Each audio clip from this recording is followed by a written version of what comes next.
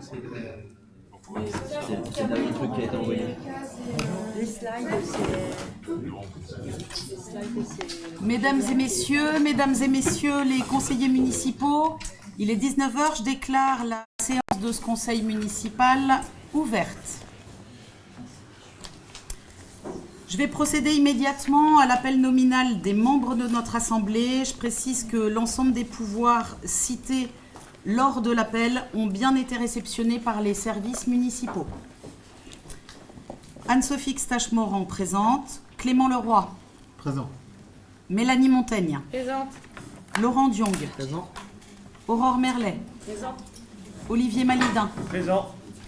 Laurence Papaïkonomou. Présente. Julien Chabert. Présent. Tiffaine Destré. Présente. Arnaud Doyen. Présent. Karine Duval. Franck Potiron. Présent. Patricia Combat. Présente. Jean-Michel Juguet. Présent. Mouna Frein. Philippe Bousseau. Présent. Yaël Gabizon. Présente. Christophe Briet. Présent. Valérie Cobat. Présente. Alain Girard. Présent. Lisa Pasquier. Rémi Groslo. Présent. Sandrine Vergniaud donne pouvoir à Laurence Papaïkonomou. Jean-François Desnoux. Présent. Fabienne Collat. Présente. Arnaud Ripoche donne pouvoir à Julie Volo. Présente. Julie Volo. Présente. Abdenour Djadour. Présent. Et Marine Planchot, que nous sommes ravis d'accueillir au sein de ce conseil.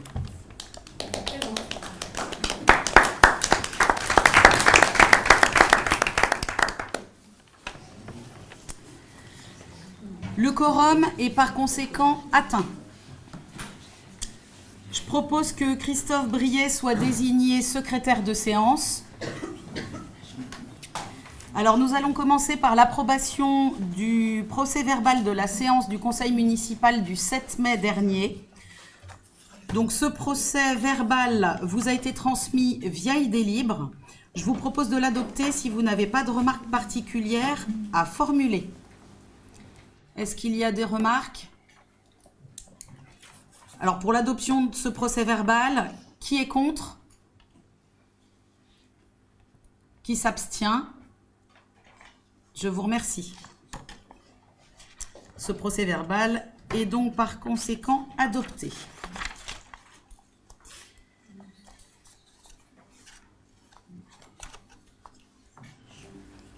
Je tiens à vous préciser que les services municipaux n'ont pas reçu de questions orales.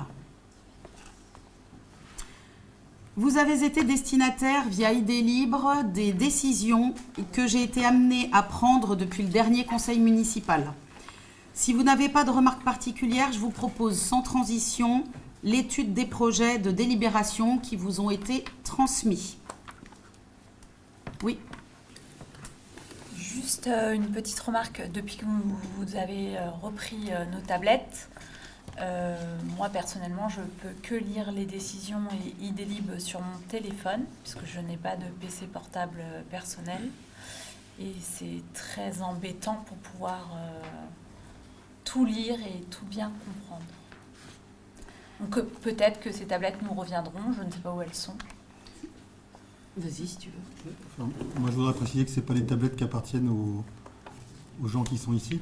C'est les tablettes qui avaient été prêtées il y a 6 ans, enfin qui avaient été prêtées il y a 6 ans. Il a été décidé de les récupérer. Voilà, il n'y a pas de tablettes. C'est un choix budgétaire qu'on a fait. On estime que voilà, c'est mieux quand il y a des tablettes, mais c'est un coût pour la collectivité. Une tablette, c'est 300 à 400 euros pour quasiment 30 personnes. C'est un choix qu'on a fait. Donc il n'y aura pas de tablette sur le mandat. Mille excuses. Voilà, il y a d'autres façons de suivre le conseil municipal. Et la très grande majorité des communes ne proposent pas de tablettes ou d'ordinateurs portables pour les conseillers municipaux. Alors je ne suis pas tout à fait d'accord avec toi sur le sujet, parce que la plupart des communes le proposent. Maintenant, la question est, est-ce qu'elles sont dans un tiroir ou est-ce qu'elles ont été rendues et du coup vous participez plus à ces 300 euros de location. Après voilà, juste savoir, parce que nous en tant que minorité, tu m'as parlé de 300 euros là. Oui, le coût d'une tablette. Le coût Voilà. d'une tablette, ouais. C'est pas une location. En tant que minorité, nous on n'a pas d'indemnité. Donc, est-ce qu'aujourd'hui, on peut prétendre à avoir un outil qui pourrait nous permettre de dédier, en fait, à la cause de la municipalité entièrement? Bah, pour l'instant, c'est pas prévu, en tout cas. C'est pas à l'ordre du jour. Après, on peut en discuter, mais c'est pas prévu. Avec plaisir. Petite information, alors c'est pas une promesse, hein. Petite information, une tablette, au bout de 6 ans, il n'y a plus de correctif de sécurité. Donc, elle est plus à jour, la tablette. Ben, Donc, je te parle même pas de mon téléphone. Comme on est non, ça n'a rien à voir. Un téléphone, il est mis à jour, Oui. voilà, il est plus récent en général. Une tablette qui a 6 ans, voire 7 ans, les correctifs de sécurité sont plus à jour. On a des documents sensibles sur la plateforme, donc c'est même pas normal qu'on puisse encore utiliser des tablettes au bout de 6 ans. Alors, je pense qu'en fait, ce sont des outils qui sont dédiés pour le département, la région ou la commune. Donc, justement, on ne peut pas partager et croiser ces outils-là. Donc, il me semble important, en tout cas, que les élus minoritaires ou majoritaires, si c'est voilà, puissent avoir un outil pour travailler sur les sujets qui concernent l'ensemble des Goulénais de la Haute. La demande a été entendue. En tout cas. Merci. Nous allons procéder au tirage au sort des jurys d'assises.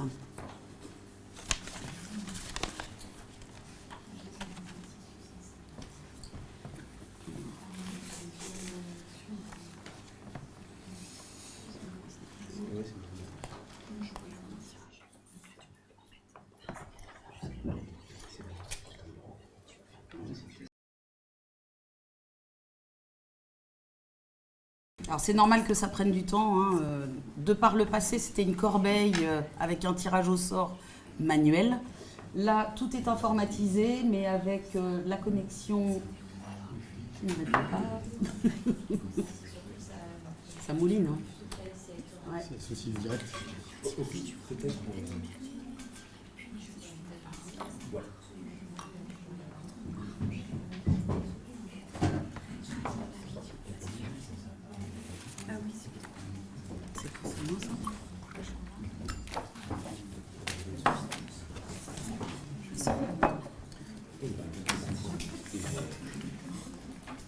Bon, tout à l'heure.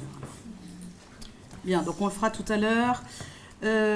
Donc, modification des commissions municipales. Il s'agit par cette délibération de remplacer Madame Cécile Lemonnier qui a présenté sa démission du conseil municipal. Monsieur Rémi Attimon, suivant sur la liste Haute-Goulaine un élan commun, ayant également remis sa démission. Marine Planchot, suivante de la liste après Rémi Attimon, est élue au sein de notre conseil.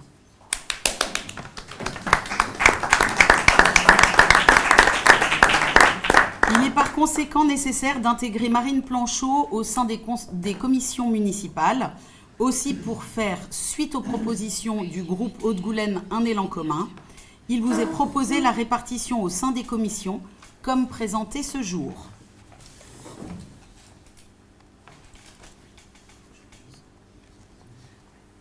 Donc, famille, affaires sociales et jeunesse, Mélanie Montaigne. Je ne vais peut-être pas relire tout le monde, mais en tout cas, Marine Planchot est intégrée à cette commission. Elle est intégrée également à la commission Solidarité et Participation citoyenne.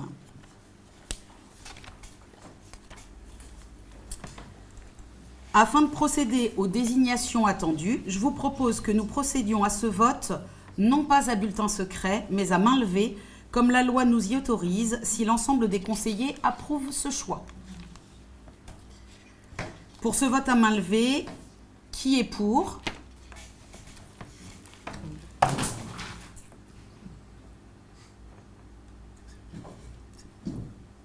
Qui s'abstient ? Je vous remercie. Nous allons par conséquent pouvoir voter cette délibération. Nous avons voté donc cette délibération.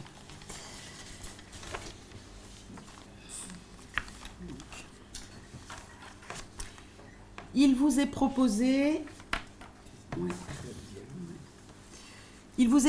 par cette délibération de désigner pour notre commune les représentants au sein de la commission locale d'évaluation des charges transférées, la CLECT. Pour mémoire, cette commission de la communauté d'agglomération Clisson, Sèvres et Maine étudie les transferts de compétences entre l'intercommunalité et ses communes membres, avec pour incidence la réévaluation de l'attribution de compensation. Il vous est proposé de désigner Clément Leroy en qualité de membre, titulaire et Julien Chabert en tant que membre suppléant. Afin de procéder aux désignations attendues, je vous propose que nous procédions à ce vote, non pas à bulletin secret, mais à main levée. Qui est pour ?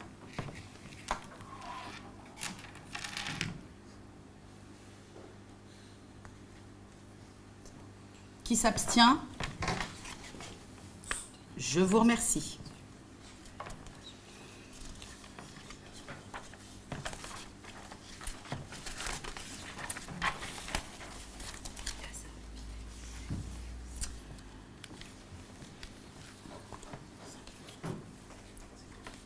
Je laisse Clément Leroy nous présenter cette délibération.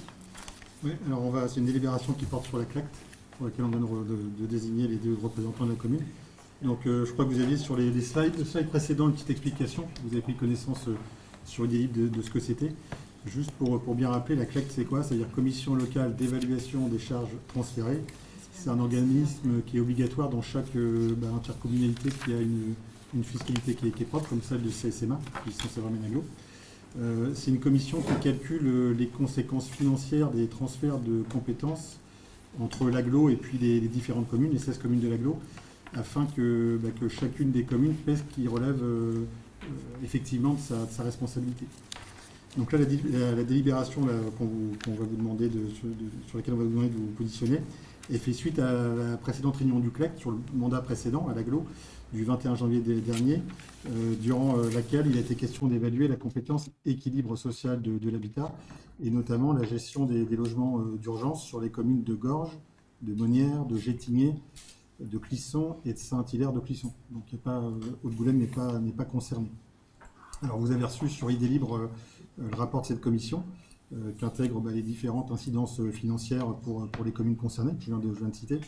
Et voilà, donc toutes les communes de l'aglo doivent se prononcer, même celles qui ne sont pas concernées comme Haute-Goulaine. Et donc on va quand même vous demander de procéder à l'adoption de cette délibération. Voilà. Est-ce qu'il y a des questions ? Donc pour cette délibération, qui est contre ? Qui s'abstient ? Je vous remercie. On va revenir sur le jury d'assises qui est téléchargé.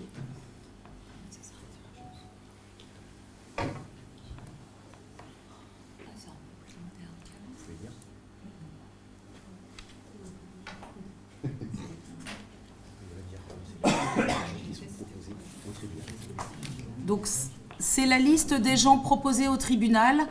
Je vais les nommer. Frédéric Herriot. Théo Bourget. Boussonnière Sylviane. Brard Julien. Brelet Annick. Sivet Lorenzatio. Desnaux Jacques. Godin Myriam. Giraud Guy. Groseille Sophie. Hervouette Yannick. Jancel Carmen. Martin Julien. Pifto Michael. Rémo Didier. Voilà. Est-ce que l'on peut savoir pour combien de temps ils sont désignés? Une année.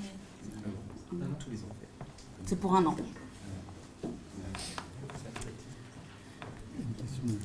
Pardon. Pardon, j'ai envie de parler ce soir. Moi, j'ai été tirée au sort. Et franchement, c'est hyper intéressant. Donc, pour les gens qui ne savent pas encore qui ont été tirés au sort, et bravo parce que vous vous êtes vachement développés à l'époque. C'était hyper long dans un panier et tout. Donc, bravo à vous pour avoir fait cet avancement. Et je pense que c'est quelque chose de très important et Voilà, ça peut être très choquant aussi, mais en tout cas, c'est pas une épreuve, c'est pas négatif, ça peut apporter que du positif et ça fait partie de la contribution à l'État. Voilà, tout simplement. Tout à fait. Merci Julie. Nous allons passer aux délibérations 4 et 5 qui concernent le retrait des délibérations numéro DCM 2026-0401 et DCM 2026-0508 concernant les délégations du maire. Comme exposé ce jour, le Bureau du contrôle de légalité a signalé le 29 avril 2026 que les délégations numéro 21, 22, 26 et 30 de la délibération du mois d'avril 2026 ne précisaient pas suffisamment les limites fixées au maire. Elles doivent donc être retirées et réécrites correctement. Je précise qu'après réflexion avec les services municipaux, nous avons fait le choix de ne pas solliciter finalement le point numéro 30. Pour votre information également, plusieurs villes de l'agglo ont été retoquées sur ces délibérations-là, particulièrement Gorges et la Fouassière qui vont être amenées à faire également des corrections. Est-ce qu'il y a des interventions sur le sujet ?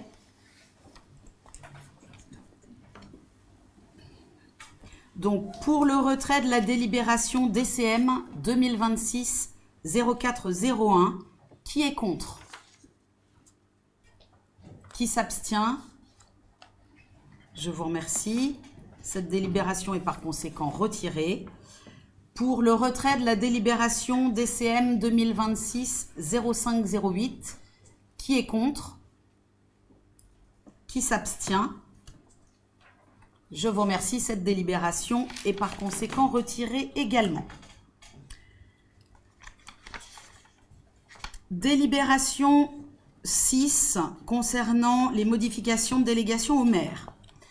En lien avec les deux délibérations que nous venons de retirer, je vous propose d'adopter la présente délibération pour mettre à jour les délégations consenties par le conseil municipal au maire, faisant suite aux demandes de précision demandées par les services de l'État. Est-ce qu'il y a des interventions ou des questions sur cette délibération ? Moi, j'avais une question. En fait, sur le point 5, il est indiqué que tout ce qui concerne le louage, c'est pour environ 12 ans. Or, sur l'amicale laïque, c'est 25 ans. Donc, est-ce qu'il y a une rétroaction par rapport à ça ? Parce que c'est pas noté. On parle de la convention qui lie la commune pour le 1000 Club, c'est ça? Non, la délégation sur le conseil municipal, en fait, sur le point 5, c'est marqué de décider de la conclusion et de la révision du louage de choses pour une durée n'excédant pas 12 ans. Or, sur l'amicale laïque, c'est 25 ans. C'est une décision qui est antérieure à cette délibération. Exactement. Alors, c'est la délibération de l'époque qui fait foi et pas celle-ci. Par D'accord. contre, tout nouveau contrat passé à partir de maintenant, avec cette délibération-là, Ok, obligera, si c'est plus de 12 ans, à passer par le conseil municipal. ok, merci. Donc il n'y a pas de rétroactivité, non. pour répondre à ta question. Merci.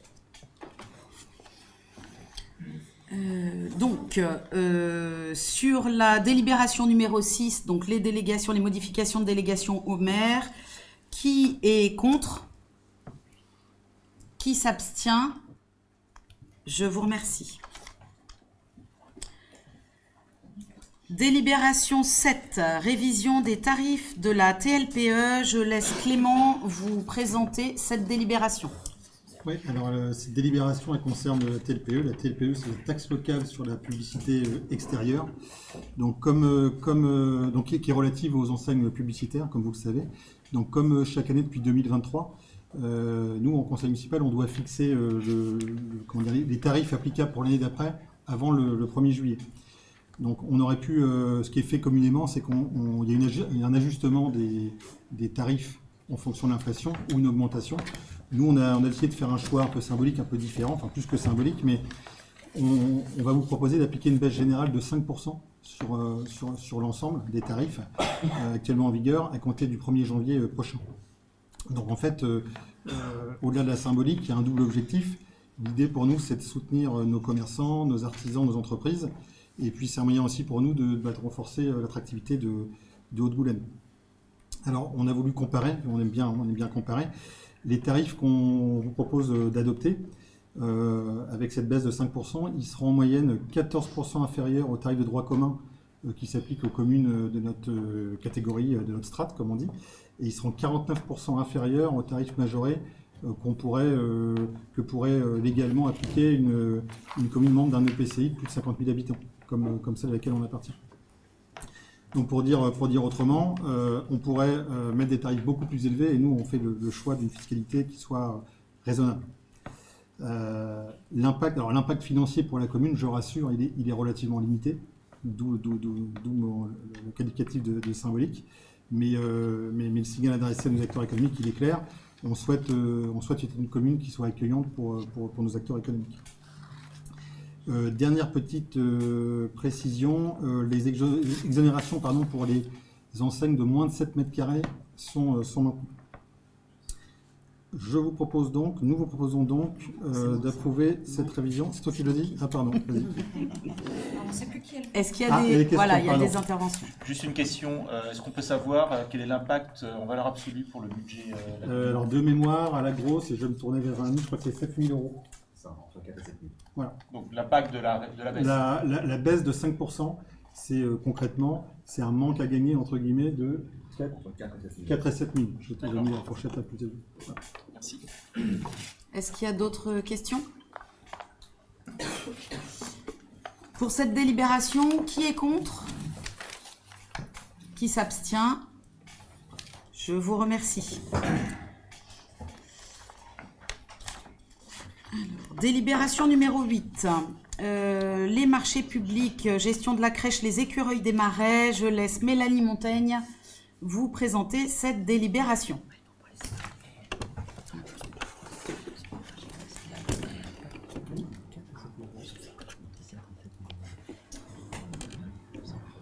Donc vous avez reçu la délibération pour le marché public. 2 entreprises ont répondu à l'appel d'offres. On avait la Maison Bleue et l'IFAC. L'IFAC a donc remporté le marché pour 3 ans. Et je vous donne du coup le tarif pour un montant forfaitaire annuel de 650 535,42 €. Pour cette délibération, est-ce qu'il y a des interventions, des questions ? Oui, j'aurais juste une remarque. Donc là, on a décidé d'attribuer le marché à une société qui donc vend sa prestation 45 000 € plus cher par an, ce qui fera un budget sur 3 ans un peu moins de 150 000 € en plus. Donc l'analyse a été faite effectivement de manière très objective et très professionnelle. On a discuté, c'est dommage que ça ne transparaisse pas dans le compte rendu. Il a été décidé un marché service, alors qu'effectivement la question se posait, elle a été posée pendant la commission, d'avoir recours éventuellement à une délégation de service public. Donc question qui a été posée, je trouve que c'était une bonne idée, et il faudra effectivement à l'avenir peut-être se poser la question, parce que je pense que ça s'apparente plutôt à de la délégation de service public. C'est vrai qu'un marché de 3 ans avec reprise de personnel, on a vu que au précédent marché, il y a eu une seule réponse. Sur 7 attributions, il y a eu 2 réponses, 3 dossiers retirés, mais 2 réponses, et la deuxième réponse, c'était un opérateur qui a été jugé clairement pas aussi compétent, on va dire ça comme ça, et en toute objectivité, j'en étais d'accord. Mais du coup, peut-être que des marchés un peu plus longs, peut-être une délégation de service public, peut-être du sourcing en amont, permettrait d'attirer un peu plus d'opérateurs économiques, qui permettrait d'avoir une vraie négociation, puisque finalement, la mise en concurrence, elle était toute relative sur ce marché, on en a tous convenu pendant la commission. Et puis enfin, dernière remarque, donc là, la collectivité va payer 150 000 € de plus sur 3 ans, sur la base d'un mémoire technique qui est largement meilleur pour la société qui a été retenue, donc sans aucune ambiguïté.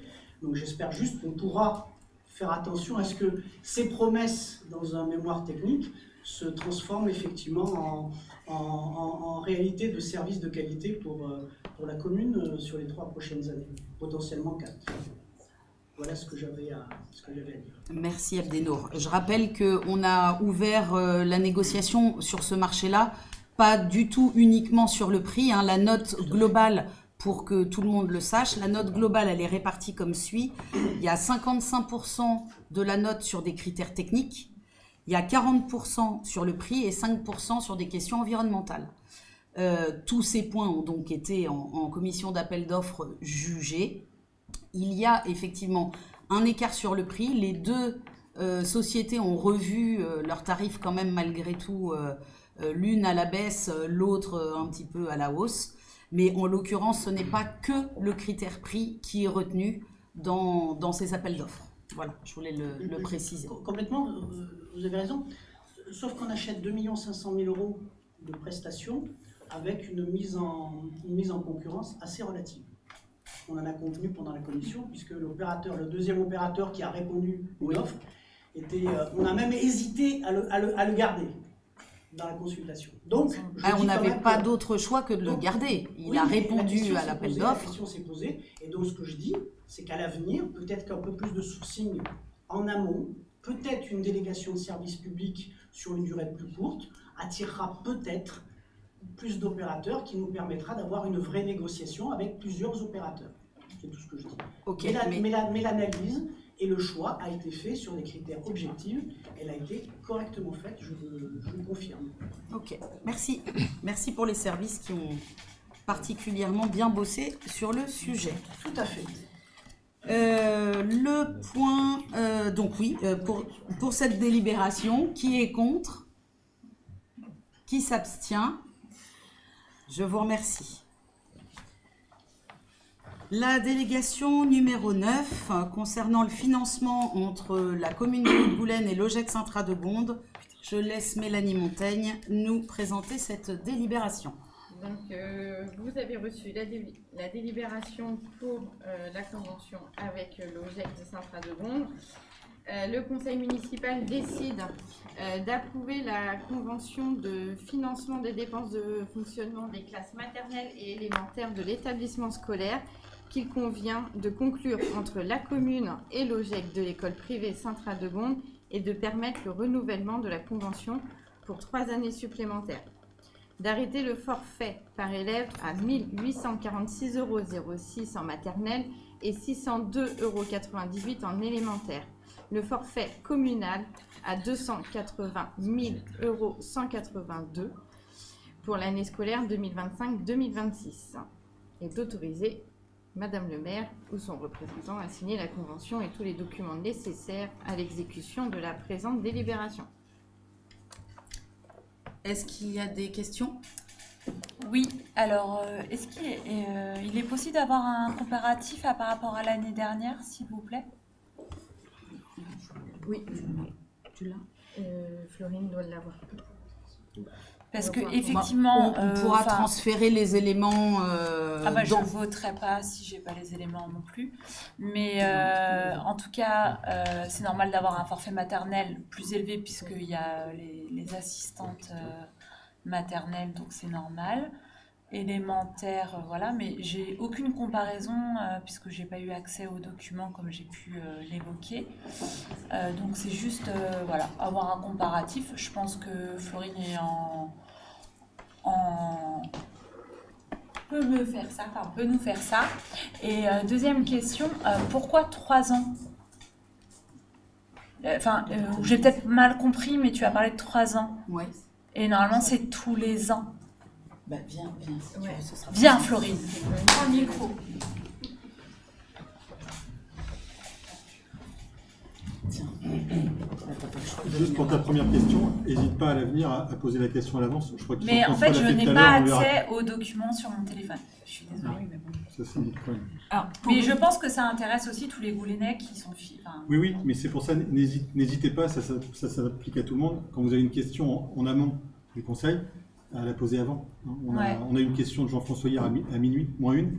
On t'a répondu, Oui, merci. Et merci à toi pour les questions. Pour répondre à tes deux questions, Julie, donc oui, je vais pouvoir transmettre le comparatif par rapport aux années précédentes, il n'y a pas de souci. La petite remarque, c'est effectivement le coût salarial qui augmente par rapport à l'année dernière. C'est sensiblement que sur cette donnée-là que le forfait augmente. L'électricité, voilà, l'eau, tout ce qui les est fluides. c'est ça. C'est tout ce qui est en augmentation classique d'une année à l'autre. Que les Goulénais comprennent bien c'est tout que chaque 1 euro fonctionnement pour l'école publique, c'est 1 euro pour l'école privée. Donc c'est pour ça qu'il y a deux forfaits. Un forfait maternel où là on a les fluides, mais on a aussi les assistantes maternelles qui assistent les profs et élémentaires dans le sens. C'est ça. Les 3 ans, c'est la convention qui est renouvelée. Donc ce n'est pas le forfait, la subvention qu'on va verser. Ce forfait va être bien réévalué tous les ans par voie d'avenant, par contre, puisqu'il faudra que ça corresponde toujours à 1 euro école publique, 1 euro école privée. Donc là, c'est juste la convention qui est renouvelée pour 3 ans, qui est identique du coup à l'année dernière, enfin la dernière convention. Je comprends mieux. Merci. Est-ce qu'il y a d'autres interventions sur le sujet ? Alors, pour cette délibération, qui est contre ? Qui s'abstient ? Une personne. Je vous remercie. Cette délibération est par conséquent adoptée. Le point 10, modification du règlement intérieur de l'accueil périscolaire. Je laisse Mélanie Montaigne de nouveau intervenir sur ce point. Vous avez dû recevoir les délibérations. Il va avoir. Je retourne dormir du coup. Alors, nous allons modifier au niveau du règlement intérieur pour l'accueil périscolaire. L'heure de réservation, actuellement, il est à 14h. Nous le repassons à minuit pour les réservations sur la cantine et sur le périscolaire. Pour les pénalités. Un enfant accueilli le soir sans inscription préalable à l'accueil périscolaire sera facturé 1,50 € supplémentaire.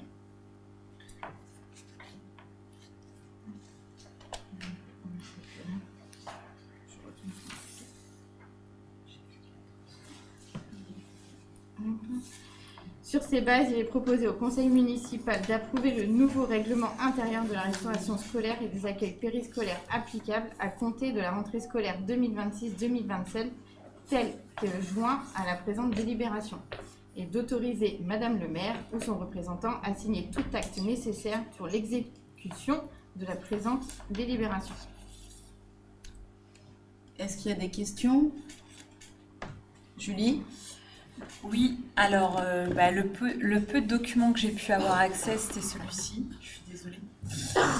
Vous avez dû le changer parce qu'il me semble que c'était noté réservation jusqu'à 14h et modification jusqu'à minuit.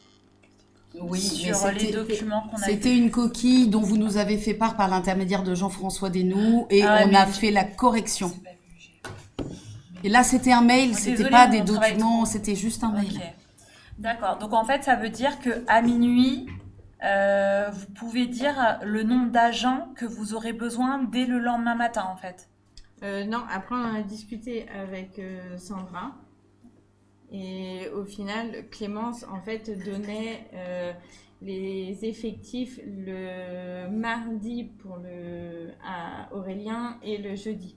En gros, ça nous change que 2 jours dans la semaine. Alors là, tu parles sur la cantine, mais moi, si je décide, alors je parle en tant que parent, du coup, si je décide d'inscrire mon enfant à 23h51, est-ce que du coup, ça va pas changer le quota d'encadrement d'enfants au périscolaire le lendemain matin? Non. Non. Ils vont tous venir pour un quota raisonnable. C'est discuté, ça a été discuté en réunion avec Sandra, avec Karine, avec Mouna. Sandra nous a affirmé que... Donc toutes les 4, vous avez assuré que vous pouvez encadrer le nombre d'enfants nécessaires avec le nombre d'agents nécessaires. Oui. Ok, super. C'est la décision qui est prise aujourd'hui et on saura si toutefois il y avait des difficultés à l'avenir ou qu'on constatait des difficultés justement au niveau de l'enregistrement des enfants. On saurait s'adapter et remodifier si c'était nécessaire. En fait, ce règlement, il a été modifié l'année dernière, puisqu'il fut un moment où on avait plus d'enfants que d'encadrement.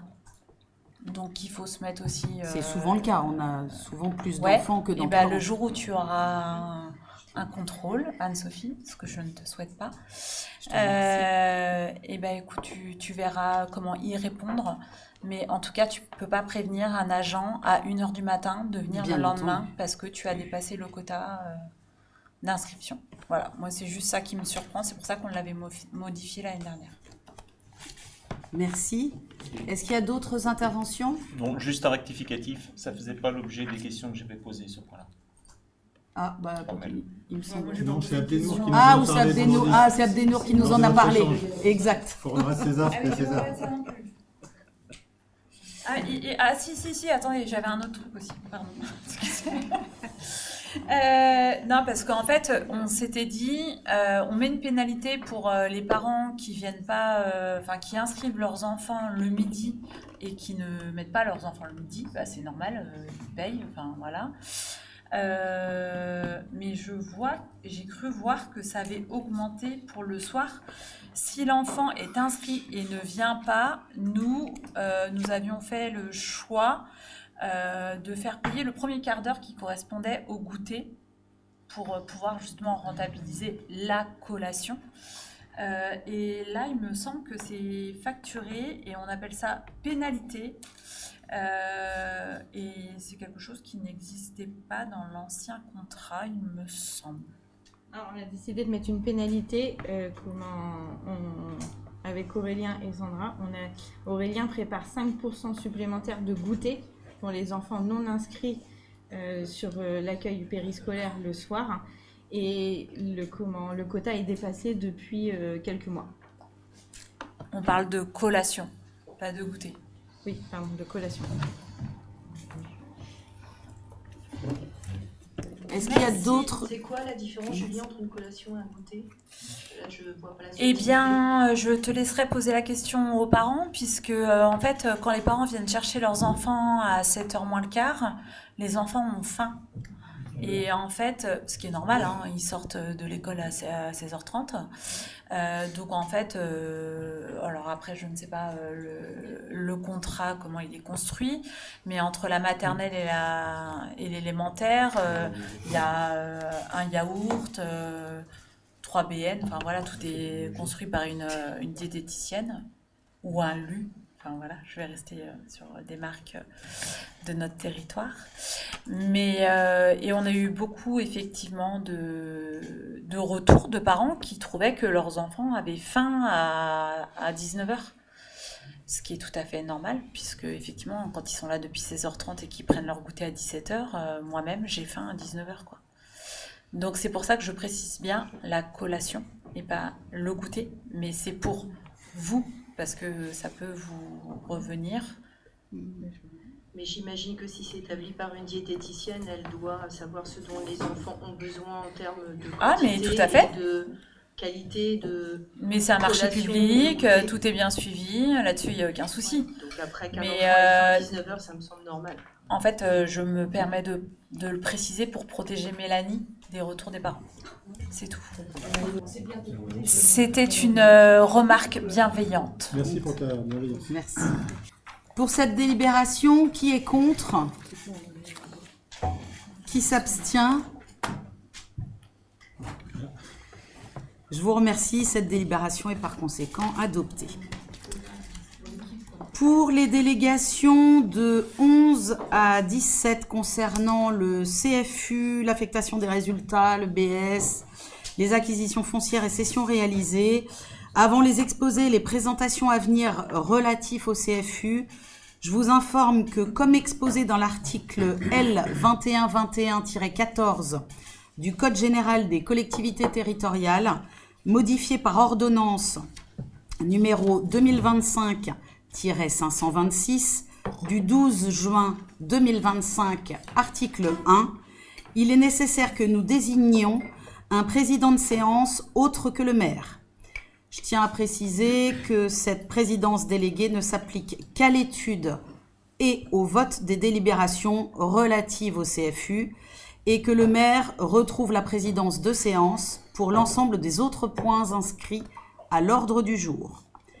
Je propose que Julien Chabert, en sa qualité d'adjoint chargé des finances, soit désigné président de séance selon les modalités que je viens de vous indiquer. Qui est pour ? Qui s'abstient ? Je vous remercie. Julien Chabert est par conséquent désigné président de séance. Je laisse donc Julien nous présenter cette délibération. Très bien.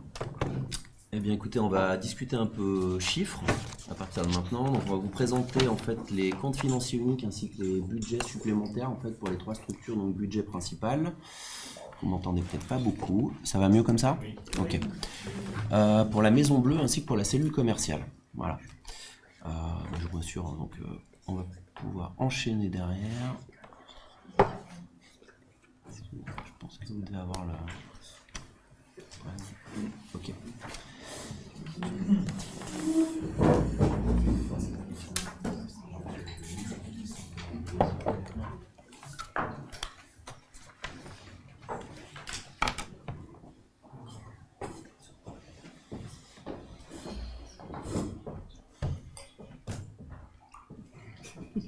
Non mais les chiffres c'est toujours ennuyeux, même les machines se mettent compte. La technique est capricieuse. Voilà. Ouais. Je veux pas trop bouger le truc. Ça a mis des belles images. Ouais, c'est bon. Ok.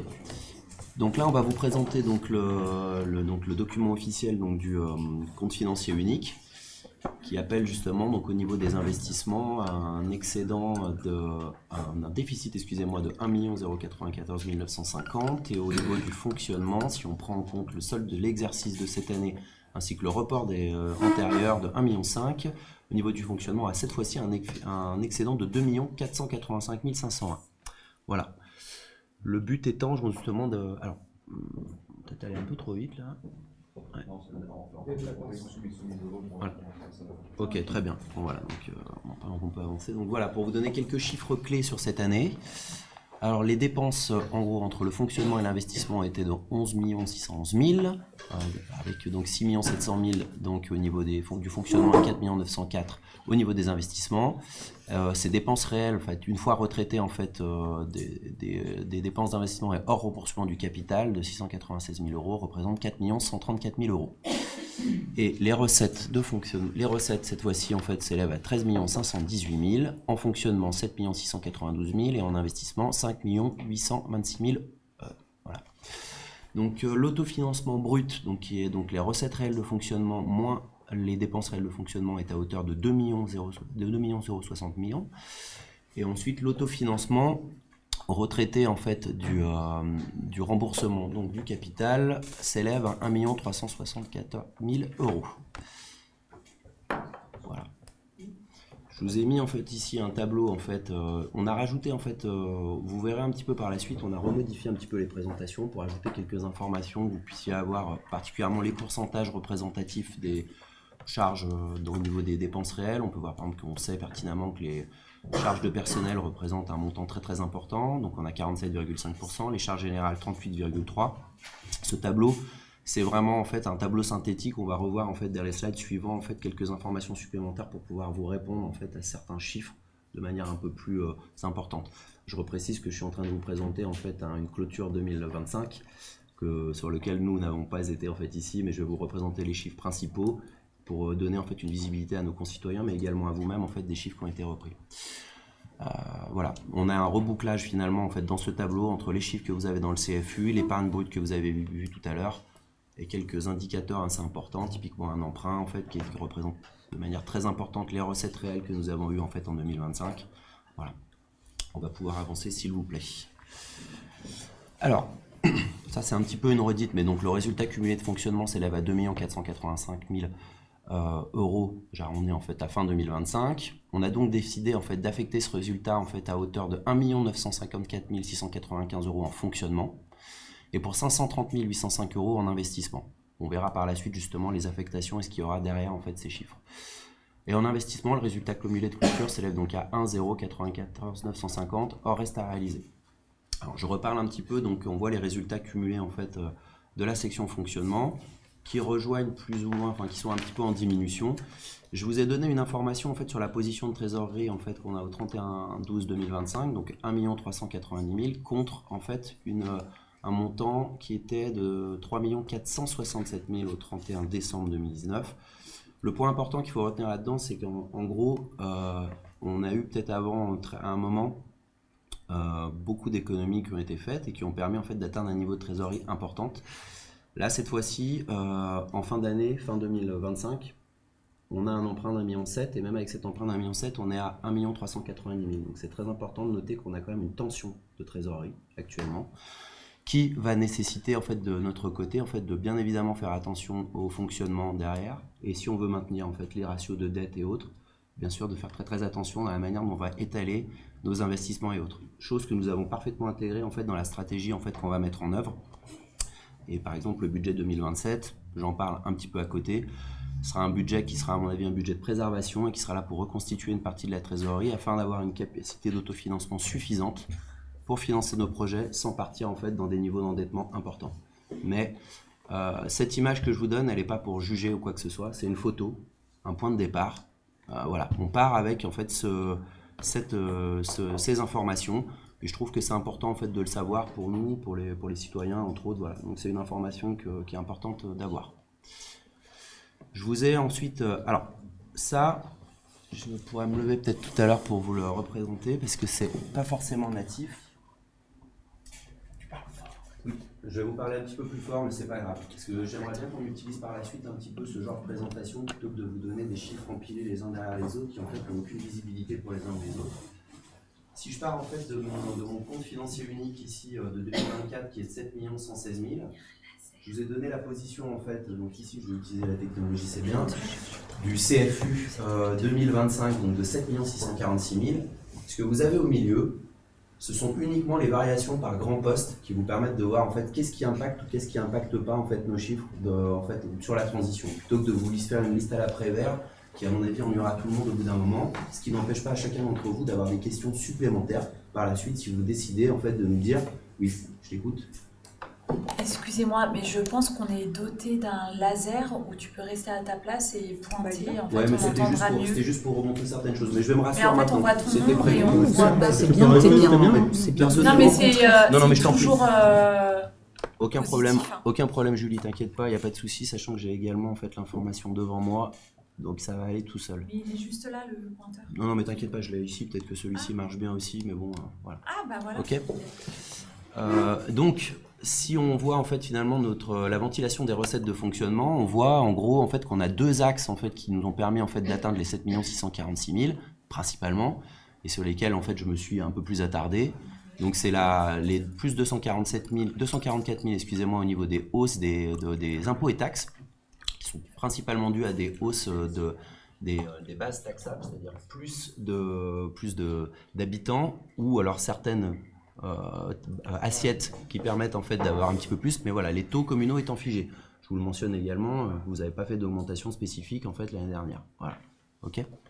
Donc ça c'est bien de le souligner également. Et on a un point sur un produit exceptionnel qui est dû à la cession en fait du terrain, de la maison médicale, je crois que c'est l'Exam, ou si je dis pas de bêtises, l'Exam, voilà, ok. Donc en gros, ces grandes familles viennent porter en fait l'accroissement en fait de 529 000, principalement en fait sur nos recettes réelles de fonctionnement entre 2024 et 2025. Est-ce que c'est clair pour vous en fait déjà premièrement, parce que c'est un petit changement qu'on a apporté, on peut le revoir, il n'y a pas de souci, mais bon, je trouvais que ça pouvait vous apporter un petit peu plus de clarté sur les visuels. Voilà. Bon, tant mieux. On va passer au suivant. Alors, sur l'évolution des principales ressources, là encore, on repart en fait des différents tableaux que vous avez eus auparavant. Donc, produit des impôts directs locaux, 4 514 000 euros. Donc, c'est une composante principale des impôts et taxes qu'on a vu donc pour 5 232 000. Voilà, donc on a on vous reprend un petit peu une information en fait, et je pense que vous la connaissez au niveau de l'opposition, mais c'est presque plus pour les concitoyens. C'est comprendre un petit peu en fait les grands ensembles qui ont été modifiés en fait de 2020 à 2025. Donc premièrement, ce qu'on peut dire, la taxe foncière, le mécanisme de compensation sur les pertes en fait de la taxe d'habitation. Donc depuis 2021, ajout du taux départemental de 15% au taux communal, soit 38,21% en 2025. J'ajoute ensuite que la taxe d'habitation à la recette diminue suite à la réforme. Sa suppression définitive est effective depuis 2023, donc ça c'est un constat et un rappel. On a un coefficient correcteur qui nous permet de compenser la perte de la ressource de la taxe d'habitation à hauteur d'1 193 000. Forcément, en fait, au fur et à mesure en fait, de l'atténuement de la taxe, enfin de la perte de la taxe d'habitation, ce montant de coefficient correcteur est devenu de plus en plus important en fait, pour nous au niveau de nos recettes, même s'il ne compense pas tout à fait la perte, on le sait. Voilà. Et une dernière note, l'accroissement des recettes en 2025 est dû à l'évolution des bases taxables de plus 1,7%. Voilà. Donc ça, c'est ce qu'on peut dire au niveau des principales ressources. Ce slide, c'est plus une information sur les subventions en fait, au niveau de l'État. Donc la dotation forfaitaire 370 182. Cette principale composante donc, de la dotation globale de fonctionnement de 535 713 €, incluse également dans les dotations de participation perçues de 2025 980 000 €, chiffre que vous retrouvez à chaque fois au niveau de la CFU et du basculement en fait, des différents tableaux que vous avez vus. Mais voilà.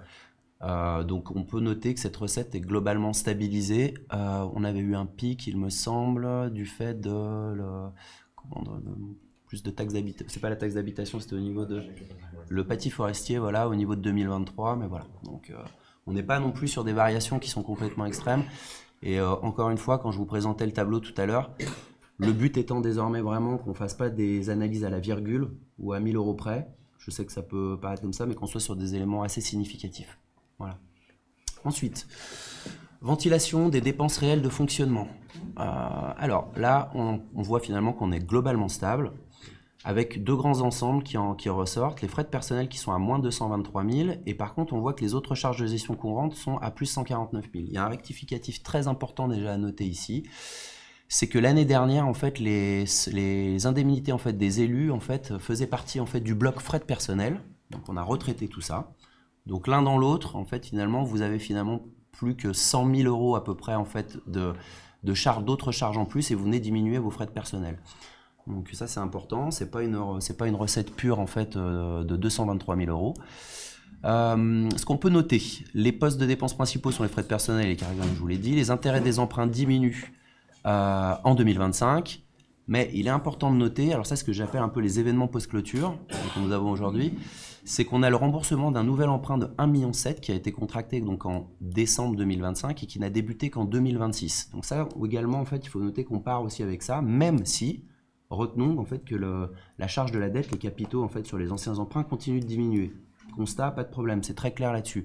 Mais on repart en fait avec un renouveau finalement de ce nouvel emprunt qui va venir grever en fait nos comptes en 2026 et qu'on a déjà pris en compte finalement au niveau du budget supplémentaire car il n'avait pas les intérêts et les intérêts en fait n'avaient pas été pris en compte au niveau du fonctionnement, on le verra par la suite.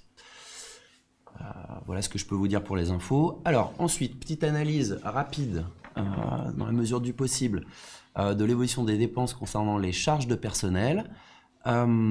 On a finalement cet impact dont je vous ai parlé auparavant, des 103 000 € d'indemnité d'élus, en fait, qui fait partie en fait, de notre pic de 2025, excusez-moi. Donc forcément, si je retire 100 000 €, mon impact en fait, entre 2025 et 2024 est diminué.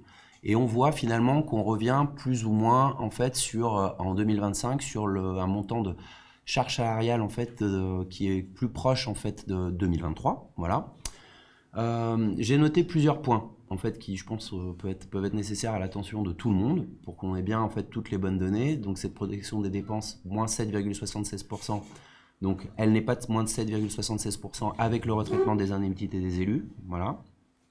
Mais on a quelques explications qu'il faut donner. Donc, on a eu une suppression ou non-reconduction de certains grades qui étaient assez importants. Donc, de 3 postes de direction, DST, DGA Pôle Ressources, DGA Pôle Population.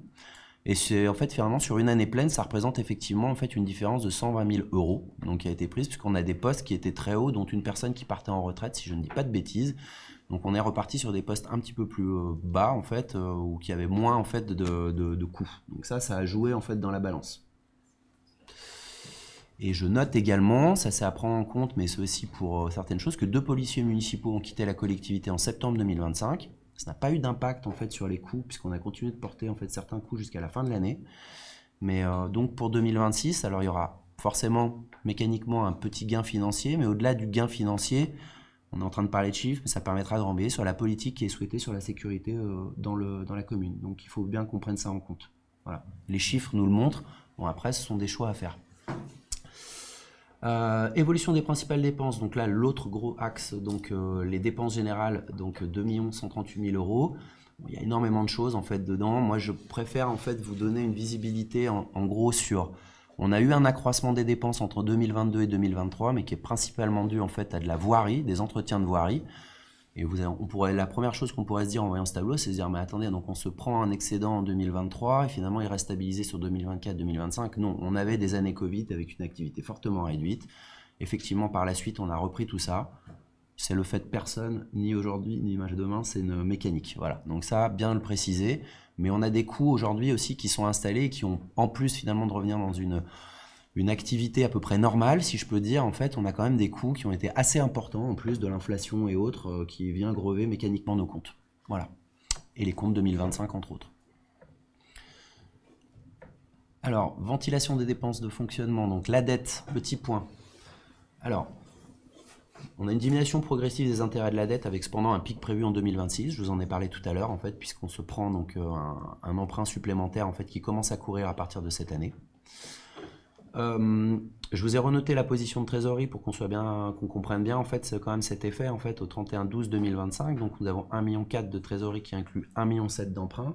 Donc on est venu quand même compenser pas mal de choses et on part donc avec ceci.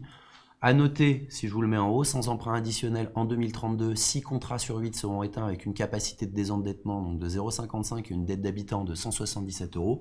Ça c'est si on fait rien. Alors forcément, vu qu'on ne va pas rien faire, c'est plutôt la manière en fait, dont on va planifier nos dépenses. Il est certain qu'on va emprunter.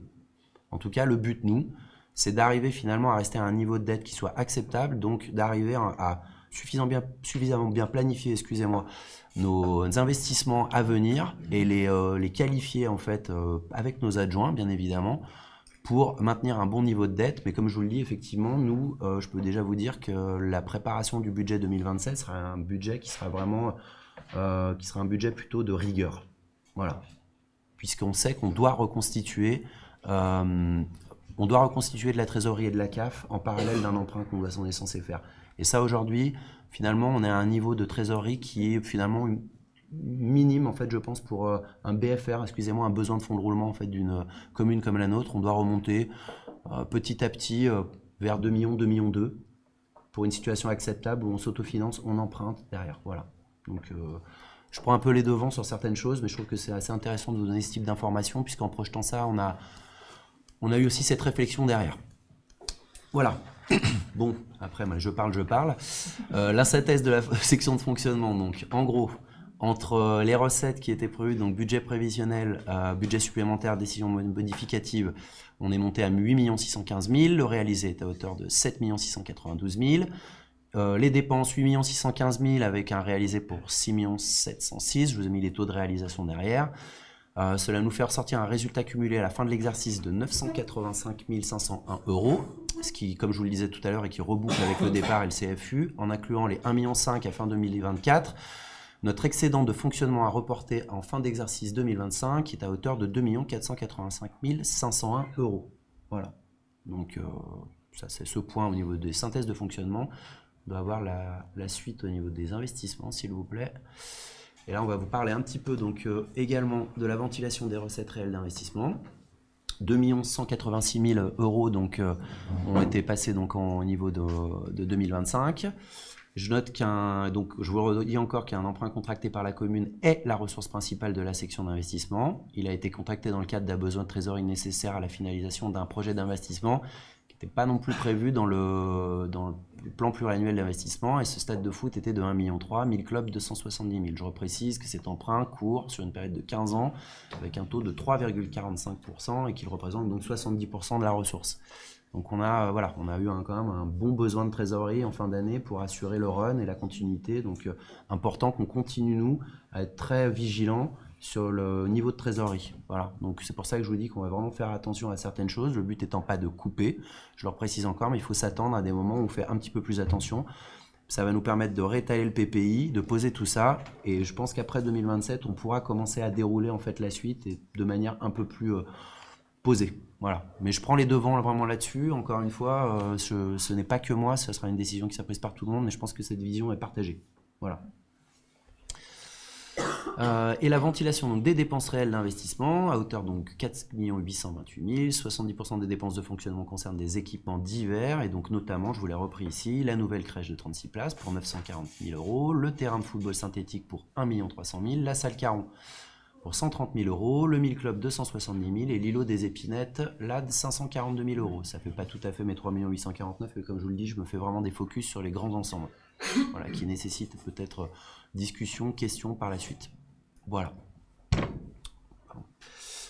Et donc cela nous donne donc de la même manière entre ce qui était prévu donc en 2025 au budget prévisionnel, budget supplémentaire et les demandes modificatives, décisions modificatives, excusez-moi, donc des recettes qui étaient à hauteur de 7 960 792 pour un réalisé de 5 826 201. Et là, on a un taux de réalisation en fait de 22,35% et donc ça nous laisse un reste à réaliser de 1 167 000 qui se reporte donc sur les autres exercices. Voilà. Dépenses 7 969 792, réalisé 4 904, taux de réalisation 57,87%, reste à réaliser 367 623. Résultat cumulé à fin de l'exercice au niveau des investissements, plus 921 891. On partait d'un déficit de 2 017 000 à fin 2024, qui se compense en partie par ce résultat cumulé, qui nous reste un déficit d'investissement à reporter en fin d'exercice 2025 de 1 095 000 €. Voilà. Donc ça, c'est pour la partie CFU du principal. Voilà. Et donc, on va passer au point 11, je ne sais pas si c'est à moi de vous le dire ou pas du tout, mais donc sur approuver le compte financier unique de la commune de Haute-Goulaine pour l'exercice 2025, dont les résultats sont présentés ci-dessous. En recettes d'investissement, 5 826 201, fonctionnement 9 192 105, dépenses d'investissement 6 921 151, fonctionnement 6 706 603, résultat de clôture au niveau des investissements 1 094 950, et fonctionnement 2 485 501. Chiffres qui sont réconciliés avec le CFU et tout ce que je vous ai redescendu au niveau des chiffres et que vous avez retrouvé au niveau des différents tableaux. Voilà. J'imagine qu'il y a des questions. Allez-y.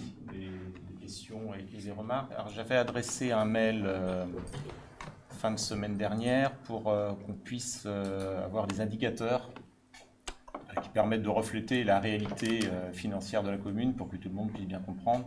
Ils n'ont pas été, je ne les ai pas vus dans la présentation. Ils sont en annexe. On peut aller directement dessus si tu veux les voir. Je veux bien, en fait. oui. Allons-y.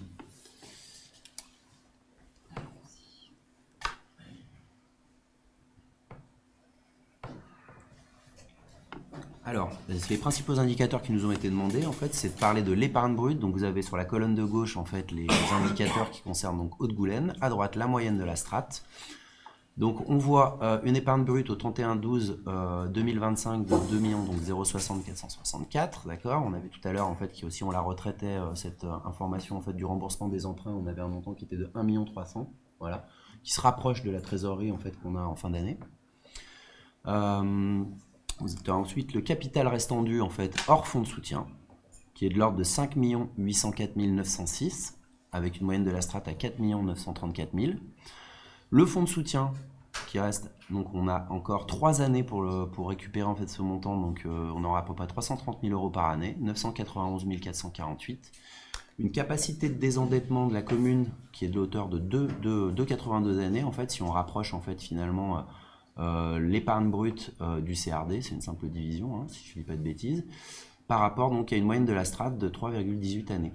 Et une dette par habitant, on vous le mentionne, elle est hors fonds de soutien, et je vais revenir aussi sur cette base après du fonds de soutien, puisque effectivement, si on retraite du fonds de soutien, on va être à peu près à hauteur de 780 ou 790 versus une moyenne de la strate qui est de 732, d'accord. Par contre, je tiens quand même à dire qui serait hyper important, et des informations qu'on n'a pas en fait ici, c'est de se comparer avec des communes qui ont eu le fonds de soutien. Il y en a quelques-unes. Il y en a 5000. Voilà. Donc on se lancera en fait, je pense, sur une comparatif en fait du retraitement du fonds de soutien, et ça on va le faire par la suite, il n'y a pas de problème. Une fois qu'on aura eu en fait la strate de ces mairies, parce qu'il faut qu'on compare ce qui est comparable, sinon on va pas pouvoir le faire. Voilà. Mais en tout cas, à date, c'est les chiffres en fait que vous nous aviez demandé, et on les a repris de manière très claire. Voilà. Ouais, c'est important en effet d'avoir ces indicateurs parce que on a beaucoup entendu parler de la dette pendant la campagne et après la campagne, puisqu'il y a eu 2 articles dans Ouest France le 18 mars et le 24 avril qui mentionnaient une dette par habitant qui n'est pas du tout celle qui est retranscrite ici. Et puisqu'on parlait de plus de 1 000 € quand même. Oui, mais là, il y a les emprunts qui ont été déduits, il y a les intérêts des emprunts qui ont été déduits. Quand on a fait le calcul de la dette par habitant à l'époque, c'était en novembre dernier. Oui, donc enfin, les chiffres sont têtus. Oui, mais entre-temps, il y a eu des intérêts de rembourser. Non. Les intérêts, on parle du capital, on ne parle pas des intérêts. C'est 2 choses différentes. Et deuxième point, la dette par habitant n'a d'intérêt que si elle est retraitée du fonds de soutien. Le fonds de soutien, la commune le touche. Donc la dette réelle par habitant, elle est avec le fonds de soutien, elle n'est pas hors fonds de soutien.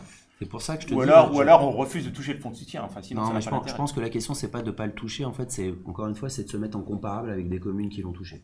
Oui, là, je suis d'accord. Là, je pense qu'effectivement, la question se pose à ce niveau-là, puisque en fait, là, on va comparer des choux et des carottes. Donc, là où Jean-François, en fait, si ça te va, c'est que moi, je vais aller récupérer en fait ces données. On va le faire tourner en fait avec ça sur des données sur la strate en fait des communes qui ont ce type d'informations. Voilà.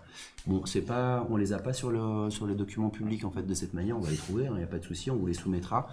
Et ce que je te propose, c'est qu'on les regarde en commission finance. Alors, normalement, les documents publics pour 2025 doivent l'intégrer, puisque ça n'avait pas été fait par le passé. C'était une erreur d'ailleurs. Tu parles du fonds de soutien pour 2025. Du CFU. Ouais, du CFU. Ouais. Les données en fait ne sont pas encore dedans en fait actuellement. Oui, mais pour 2025, normalement, elles devraient l'être. Ouais. En fait, en tout cas, on a vu qu'elles n'y étaient pas encore. Je crois que c'est jusqu'au 30 juin en fait qu'elles peuvent être incluses.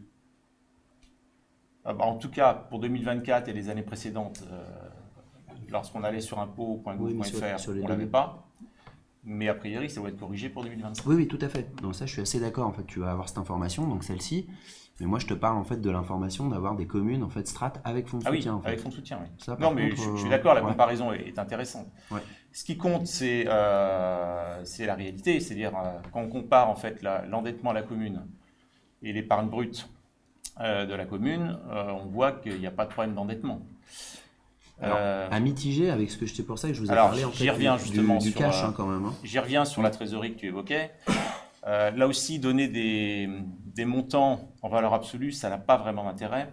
Ce qui compte, c'est de le relativiser par rapport au budget de la commune. Et en l'occurrence, pour la trésorerie, ce qui est communément admis en analyse, c'est de comparer ça en jours de trésorerie par rapport au budget. Or, si on fait le calcul, et je t'invite à le faire, on est à peu près à 90 jours de trésorerie pour la commune. Beaucoup d'entreprises aimeraient bien avoir 90 jours de trésorerie devant elles pour assurer sereinement leurs dépenses. Bah, tu sais si on... Alors moi j'entends souvent en fait qu'il faut pas comparer en fait des mairies et des entreprises. Non, donc, il y a des ratios en comptabilité publique. Mais le ratio en comptabilité publique dit qu'elle doit être au moins supérieure à 30 jours. On est à 90 jours, 3 fois plus. Ouais.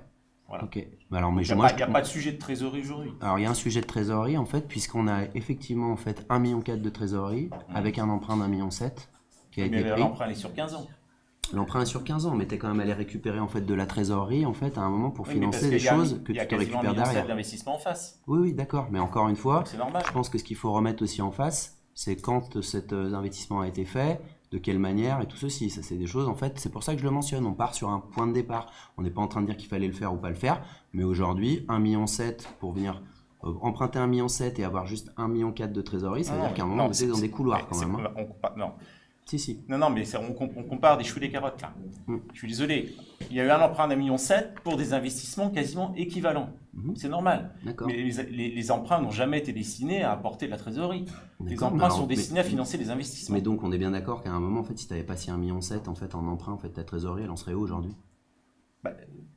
Il y a des investissements en face. Ok, d'accord. Bon. Donc je vois pas pourquoi on compare l'emprunt et la trésorerie. Je sais pas si on va réussir à être d'accord en fait sur ce moment. Mais bon, en tout cas, si tu veux, je nous engage à regarder en tout Mais cas qui l'aspect des qui strates. finance sa trésorerie avec un emprunt? Personne. Ah oui, non, mais d'accord, mais moi je te dis bien effectivement qu'on a bien eu à un moment 1,7 million en fait, mais qu'on est aujourd'hui à 1,4 million on a 1,4 million de trésorerie, qu'on a pris 1,7 million, et que si tu n'as passé 1,7 million, t'étais quand même à un moment en trop de trésorerie. Oui, mais encore une fois, il y a eu 1,7 million d'investissement. Ouais, non mais on est d'accord, mais... Ouais. Donc je vois pas pourquoi on compare en fait la trésorerie avec l'emprunt, ça n'a pas de sens. Bah, moi je pense qu'en fait à un moment, en fait, c'est quand même intéressant de comparer des capacités de financement, des emprunts, du cash, hein, c'est quand même des choses qui se bouclent. Donc, autre point intéressant, c'est la capacité des endettements. Capacité des endettements, on parle de l'épargne brute, et on regarde combien d'années d'épargne brute il nous faut pour rembourser les prêts. Moins de 3 ans, on est inférieur à la strate. Là encore, s'il y avait un problème de trésorerie, on aurait un problème sur la capacité des endettements. Ce n'est pas le cas. S'il y a un problème de dette, on aurait aussi un problème sur la capacité des endettements. Ce n'est pas le cas non plus. Avec moi, je te dis vraiment que d'une certaine manière, en fait, c'est pas que d'une certaine manière, ce 1,7 million, tu peux pas le décorréler qui a été pris en fin d'année, en fait, par rapport à la trésorerie en fait, qu'on a aujourd'hui. Bah, je suis désolé, personne ne finance sa trésorerie avec un emprunt.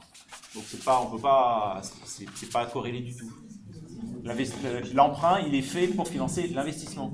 Enfin, en tout cas, on a une position de trésorerie en fait aujourd'hui qui n'est pas celle qui avait été au départ, et si on peut même aller plus loin. Mais ça fluctue. Ah mais ça fluctue, mais en fait à ce moment-là, attends, on peut revenir un petit peu plus en arrière et se dire pourquoi en fait à ce moment-là, en fait, on est passé en fait de quasiment 3,8 millions ou 3,9 millions de trésorerie en fait sur un début de mandat pour arriver finalement à aujourd'hui à 1,4 million. Voilà, qu'est-ce qui s'est passé? Parce qu'il y a des choix qui ont été faits. Mais dans la trésorerie, avoir beaucoup de trésorerie, ça n'a pas de sens. La trésorerie, c'est utile pour gérer les dépenses du quotidien. Or, on a 90 jours de trésorerie devant nous. Moi, je suis pas tout à fait d'accord, parce que bon, la trésorerie, elle te fait augmenter quand même tu peux augmenter ta capacité d'autofinancement en fait avec ta trésorerie. Oui, mais là, il n'y a pas de problème. Donc bon, non, mais moi je pense que là, en fait, il faut justement qu'on soit extrêmement prudent en fait si on veut continuer par la suite à maintenir un bon niveau de dette. Il va bien falloir qu'on fasse un peu attention en fait à certains frais pour faire remonter la trésorerie. Moi, j'en reste persuadé. C'est pas, en tout cas, les chiffres ne montrent pas qu'il y a un problème ni de trésorerie ni d'endettement pour la commune à fin 2025. En tout cas, on ne va pas vous mettre d'accord. Moi, si je peux permettre un petit commentaire personnel, vous constaterez, et merci pour ta demande d'avoir des indicateurs clairs qu'on avait de toute façon intégrés. Au moins maintenant, il y a des indicateurs clairs qui permettent de comparer. Alors, on a le droit d'avoir des visions différentes, mais les chiffres ne mentent pas. Voilà. Après, on peut avoir une vision différente. Donc, désormais, il y a des indicateurs clairs.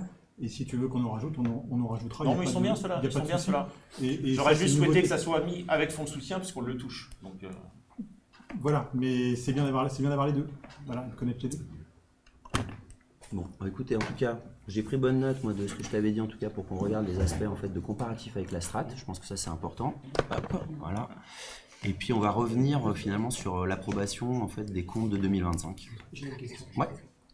J'ai une question, peut-être qu'on n'aura pas la réponse, mais on est en train de parler du budget 2025. Or, effectivement, un investissement, un emprunt d'1,7 million, corrélé à un projet où j'ai entendu souvent qu'il allait être très subventionné.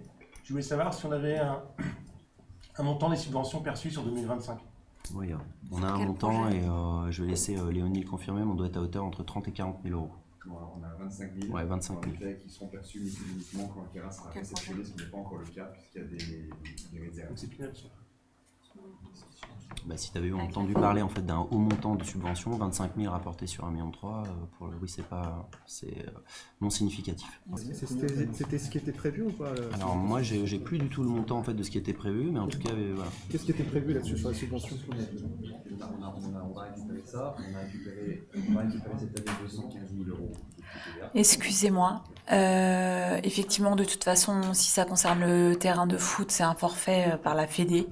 Donc, si les demandes ont bien été faites par les services, c'est un forfait qui est le même pour chaque commune. Moi, en tout cas, quand je vois tous ces chiffres, j'espère seulement que les familles ne vont pas en fait compenser ce que vous souhaitez régulariser. On s'est toujours efforcé d'avoir une cantine restaurant scolaire, avec un montant... Ah, c'est ridicule ce que je dis, tu trouves? Non, je comprends Non, je sais pas pas, où je te vois rire. Non, je Ah comprends ouais? pas où tu veux en venir. Ben, en fait, moi, je sais pas, moi, quand je vois les résultats, en fait, je me dis qu'à un moment donné, vous allez faire des économies. Donc, les économies, elles vont être où? Ben, j'espère que ce ne sera pas sur les familles, ni sur le périscolaire, ni sur la cantine, parce que c'est en tout cas ce qui me concernait. Donc, j'espère que vous allez prendre bonne garde de ça. Mais en tout cas, je suis ravie que tu réagisses à mon commentaire, parce que jusqu'à présent, ça a toujours été Clément. Donc, je me suis demandé à un moment donné qui était le ou la mère. Donc, merci d'avoir répondu. Je te remercie de ta bienveillance, Julie. Tant t'es habituée. Excusez-moi, mais je crois qu'on ne peut pas laisser quand même supposer que nous allons diminuer ni la qualité, ni les prestations dédiées aux enfants de Haute-Goulaine. Ça n'a jamais été dans le programme, ni dans les intentions de notre groupe, et ça ne le sera pas. Merci Valérie. Est-ce qu'il y a d'autres interventions sur le sujet du CFU? Alors Julien, je vais te laisser procéder au vote et je vais sortir. Ok, donc je prends ta puissance, c'est ça?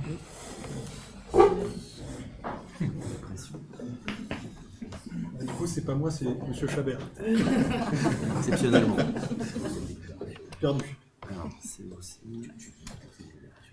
Pour cette délibération, qui est contre et qui s'abstient?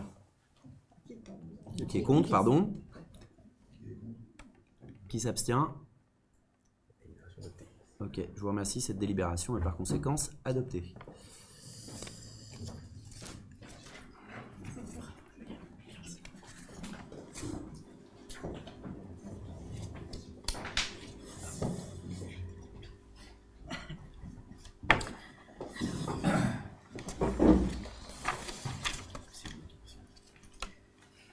Alors ensuite, donc l'affectation des résultats 2025 va se passer comme suit. Donc résultat, donc en fonctionnement, plus 2 485 501,48 €.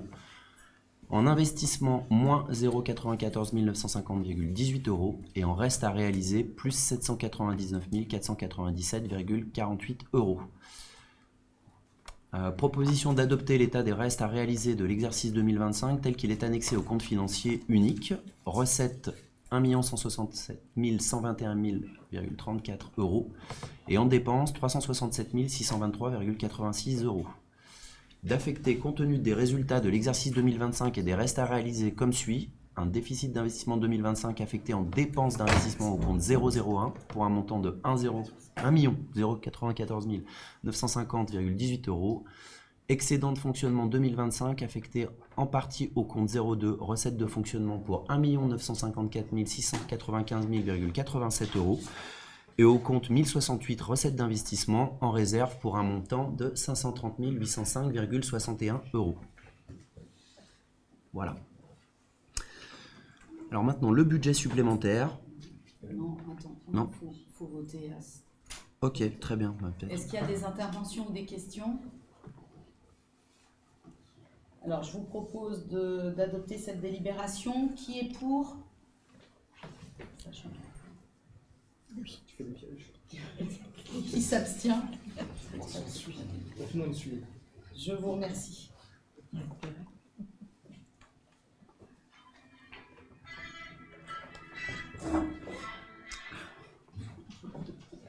Interlude musical.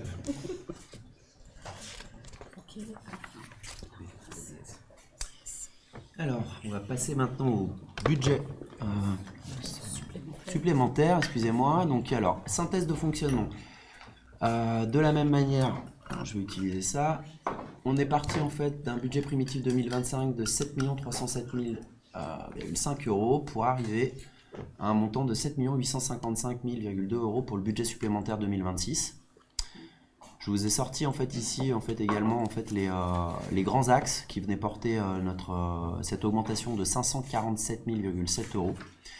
Ce qu'il faut préciser, c'est que vous avez deux écritures en fait qui n'entraînent pas de décaissement. Donc principalement en fait celle qui porte sur l'ATSELA ici à hauteur de 260 000 €, qui est une réaffectation entre la section investissement et la section fonctionnement, chose qui nous avait été demandée par la Chambre régionale des comptes si je ne dis pas de bêtises et que nous avons passé. qui a été voté, tout à fait. Pardon, c'est la première fois que j'entends parler de la Chambre régionale des comptes. Le mandat précédent a été audité par la Chambre régionale des comptes. On a reçu 15 jours après notre arrivée en poste le rapport, qui est un rapport préliminaire, qui ne peut en aucun cas être communiqué à qui que ce soit tant qu'il n'est pas définitif. Donc, il y a eu un travail de fait par les services et par nous-mêmes sur les réponses et les procédures à mettre en place pour répondre aux dysfonctionnements. Et ce rapport sera rendu définitif probablement dans l'été. Et il devra d'ailleurs être présenté en conseil municipal probablement à la rentrée de septembre. D'accord, alors pourquoi, du coup, mettons en budget supplémentaire une remarque de la Chambre régionale des comptes si le rapport n'est pas définitif? Je t'en prie. Hein. Parce qu'elle fait écho à une recommandation du comptable public. D'accord. Et également à ajouter, donc il y a un amortissement supplémentaire de 103 000 € qui est dû en fait à des écritures en fait sur des acquisitions hautes dont n'avaient pas pu être enregistrées au niveau du budget principal 2025 et que nous avons pris en fait cette fois-ci pour le budget supplémentaire 2026. Pour le reste, en fait, je peux vous donner quelques indications si vous le souhaitez sur certains postes si c'est nécessaire.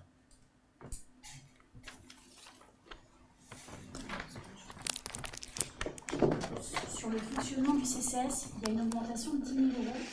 Est-ce que vous pouvez me dire ce à quoi ça correspond? C'est une analyse des besoins sociaux. Ah, c'est l'ABS? Exactement. Ouais. D'accord. Et Tout donc à fait. l'ABS, elle sera effectuée...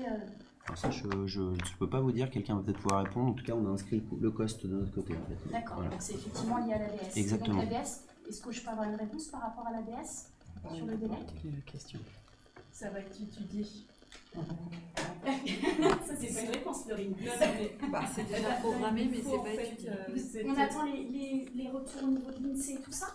Non, on est quand même obligé en fait de passer l'ABS. Les résultats de l'INSEE interviendront bien trop tard et on est quand même tenu légalement de le faire, finalement. D'accord. Donc, malgré les questions qu'on a posées par rapport à cela. Donc là, avant de passer... Donc ça va être une ABS qui sera sans les données chiffrées. Ça, mais donc ça va être très... Ouais, mais je pense qu'on est tous révisé, quoi. Je pense qu'on est tous d'accord justement sur ce sujet, c'est dommage. On a posé la question parce qu'on n'est pas la seule commune concernée par ça. Et effectivement, on ne peut pas déroger à la réglementation par rapport à ces rapports de période obligatoire. Donc c'est dommage. D'accord, merci Florine. C'est dommage que ce ne soit pas les élus qui répondent par contre. On peut avoir recours aux services qui travaillent aussi avec les élus. Oui, là, je rappelle juste qu'on est élu depuis 3 mois. Oui, mais et ça que... paraît sur le budget, je pense que notamment sur du budget supplémentaire, il y a vraiment très peu de dépenses. Mais pour l'instant, le CCAS, l'ABS n'a pas été étudié. Mais peu importe, c'est un poste de dépense obligatoire. Donc forcément, l'élu concerné est censé être au courant en fait. Je te remercie, Fabienne. Je dois prendre la parole ou quoi là? Moi, si je peux me permettre une petite perfidie, désolé.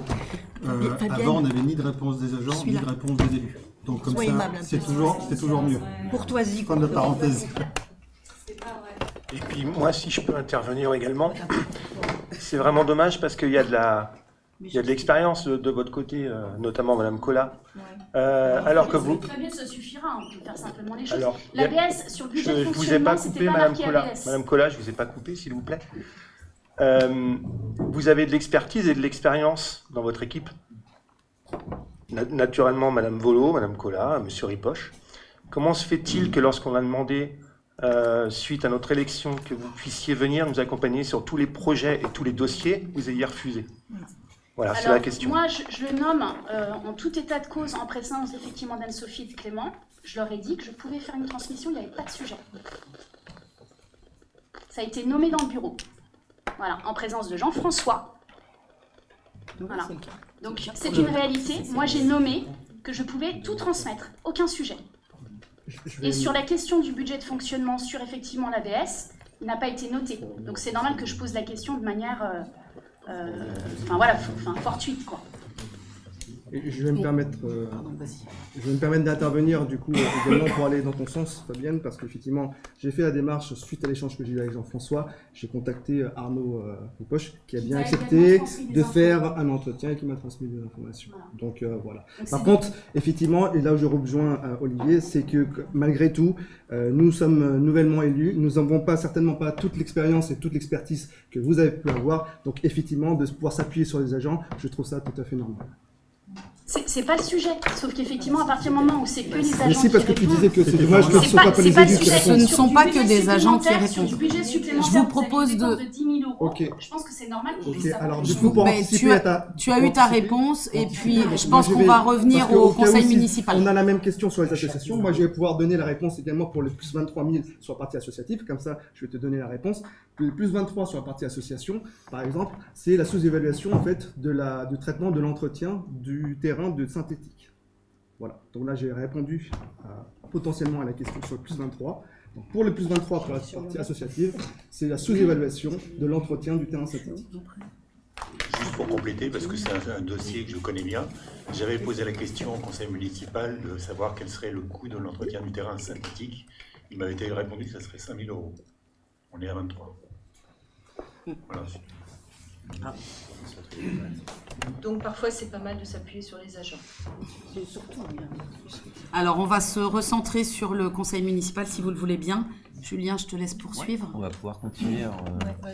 Très bien. Alors, ensuite, là, sur la synthèse de fonctionnement, donc vous voyez un déséquilibre, en fait, on a affecté donc les 1 954 000 donc, en excédent reporté, ce qui crée un déséquilibre, en fait, entre les recettes et les dépenses.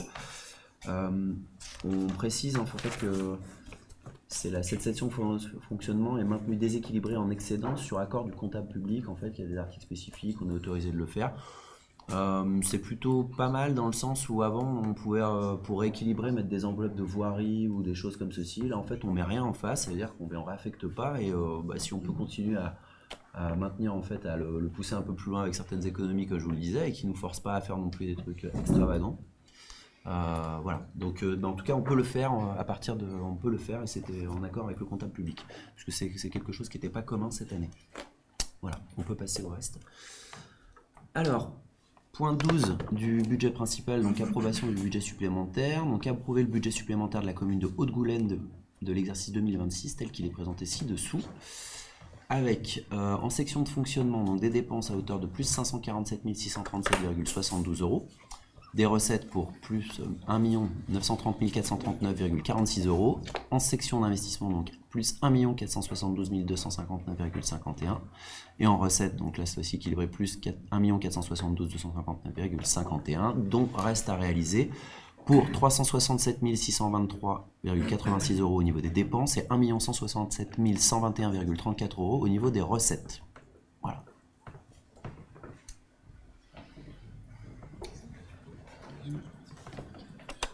Est-ce qu'il y a des questions?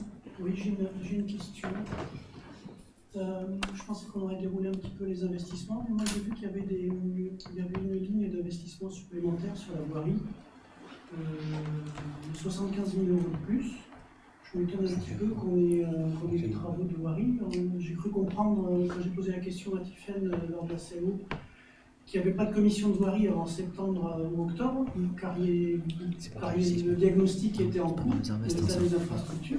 Donc je me demande comment on a pu trouver 75 000 € de dépenses. C'est dans le fonctionnement, je crois. C'est dans le fonctionnement, en fait, on n'a pas augmenté, en fait. Ce sont des dépenses liées à la basse rivière qui ont été prévues sur le mandat précédent. Oui, une partie était prévue effectivement dans le budget primitif. Mais là, il y a un budget supplémentaire de 75 000 €. Mais c'était l'enveloppe. Non, mais c'était.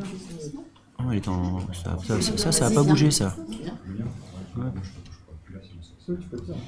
Non, je fais un petit point rapide.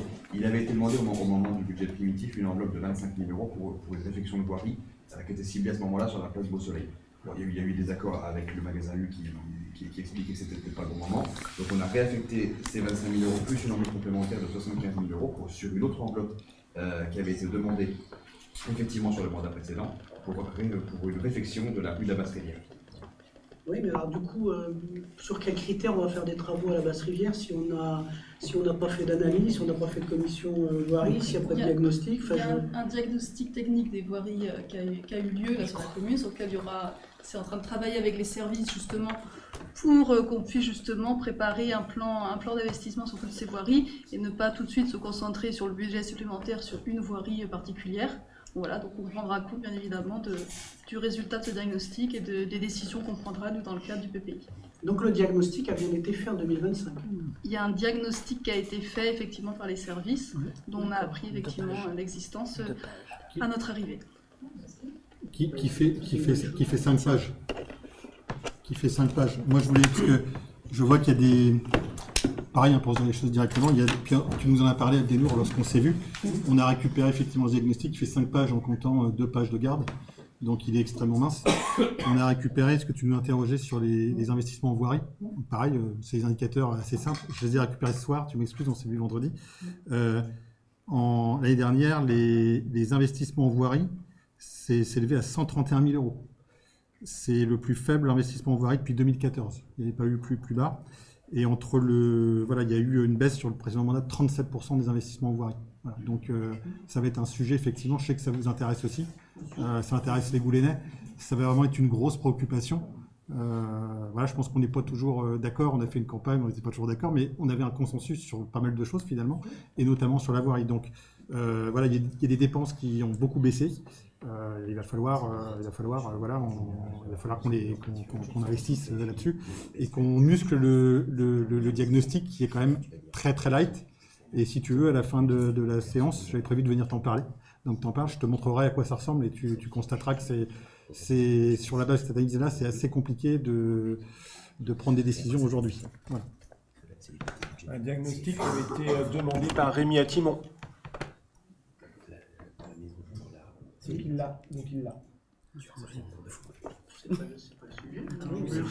Aujourd'hui, on est là, que Rémi Attimon ait un diagnostic. D'ailleurs, c'est pour ça que je sais qu'il y en a un. C'est pour ça que je pose la question, parce qu'on m'a dit qu'il n'y avait pas de diagnostic. Donc, visiblement, il y a un diagnostic. On l'a retrouvé en 1 heure vendredi, donc il n'y a pas de problème, il n'y a pas de sujet. Mais que Rémi Attimon l'ait, le sujet n'est pas là. Quand tu verras le diagnostic, si tu veux, juste après le conseil, je pense que tu souriras, parce qu'au début, on appelait ça rapport. Je sais que tu es quelqu'un d'honnête. Quand tu verras, tu verras qu'on part de rien. Bon, je propose qu'on se recentre. Pour tout le monde. Bien sûr. On se recentre sur le conseil municipal, s'il vous plaît. Est-ce qu'il y a d'autres questions sur le budget supplémentaire? Oui, un point qui a été évoqué en commission de finances, mais aussi en commission vie associative, et qui a été voté d'ailleurs au dernier conseil municipal, c'est la création d'un poste d'animateur associatif, et c'est une bonne chose. Juste la question par rapport à son financement. Alors, je comprends que ce soit un budget supplémentaire, puisque la personne revient, c'est ce que j'ai cru comprendre, pour cette année. Sur 2027, est-ce qu'il est prévu que le poste soit financé ? Nous n'avons pas encore travaillé en fait sur la préparation en fait, des budgets 2027, puisque ce que tu es en train de me dire, c'est que si on ne peut pas prendre un poste un par un, d'accord, je pense qu'il faut prendre en fait l'intégralité en fait de nos effectifs et en plus des effectifs en fait tout le reste. Donc te dire si on l'a déjà revu juste entièrement un tout seul, non, bien sûr, ça fera partie en fait d'une revue d'ensemble budgétaire, comme tous les budgets. Ok, parce que ça avait été sous-entendu au dernier conseil municipal, donc c'est pour ça que je posais la question. Ok, très bien. Non, mais je te réponds, non, on n'a pas fait quelque chose de spécifique en fait sur donc justement cette coordinatrice de vie associative qui est donc à hauteur de 34 000 € dans les comptes. Ouais. Voilà. Qui était en dispo et qui est repris. Voilà. On était obligé de réintégrer. Oui, tout à fait. Bien sûr. Est-ce qu'il y a d'autres questions ? Je vous propose de passer au vote. Qui est contre ?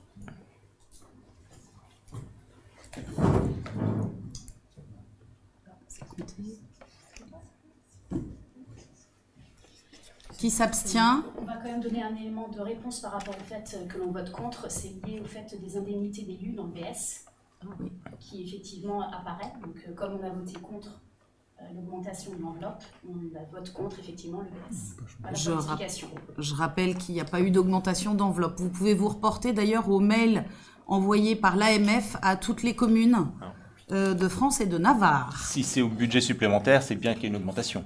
Oui. Sinon, ça Parce ne que va pas. la loi a changé. Non, mais on est d'accord. Le montant de l'enveloppe a changé, Oui, mais vous mais n'étiez pas pas de obligé. notre fait. Vous n'étiez pas obligé de suivre Mais cette sur- directive-là. Toutes les communes, Non. ben oui, Non, toutes les non. communes ont Non. pris Non, l'augmentation. non. Il y a plein Après, d'articles ils de- la distribuent comme ils veulent. Il y a plein d'articles Non, dans mais Ouest après- France qui disent le contraire. On parle pas de la même chose. Je vous parle de l'enveloppe globale. Oui, tout à fait. L'enveloppe globale a augmenté, Oui. pas de notre fait. Oui. Ensuite, on l'a utilisé à 100%, On est d'accord. tout comme l'ancienne mandature l'a utilisé à 100% également. Voilà. Une petite question, qui parmi vous dans le mandat précédent ou dans le mandat ici redonne à une association l'intégralité de son indemnité? Julie? Non, mais c'est pas le sujet. Bah si, c'était une remarque. Non, mais c'est personne. Merci.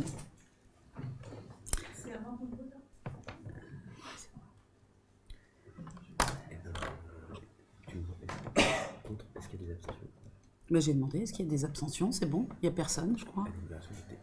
Donc la délibération est votée. Je vous remercie. Très bien. On va pouvoir passer à la suite. Donc la Maison Bleue, là cette fois-ci le budget, excusez-moi. Compte financier unique 2025, ça va être plus court, hein, voilà, c'est ce que je peux vous dire, si vous avez déjà mal au crâne. Alors, ok, c'est ce qu'on prend. Donc de la même manière, vous avez ici le document officiel en fait des comptes financiers uniques 2025 pour la Maison Bleue, avec donc on le voit donc un excédent de déficit de 16 297 € au niveau des investissements et un excédent cette fois-ci de fonctionnement de 64 023,23 €. On va pouvoir enchaîner sur la suite. Donc, budget Maison Bleue, approbation du compte financier unique 2025 et affectation des résultats. Donc, approuver le compte financier unique du budget annexe Maison Bleue, animation pédagogique et culturelle pour l'exercice 2025, dont les résultats sont présentés ci-dessous. Recettes donc d'investissement 1618,87 €, fonctionnement 90 996,32 €, dépenses d'investissement 18 312,42 € pour des dépenses de fonctionnement de 75 013,33 €. Et donc un résultat de clôture donc sans les excédents au niveau des investissements, puisque on était ok, donc avec ou sans excédent c'est pareil, donc excusez-moi, un déficit de 16 693,55 et au niveau du fonctionnement 15 982,99 € avec excédent 75 023,23 €. Avec excédent, c'est donc avec la reprise des résultats 2024 dans le calcul, pour information. Voilà.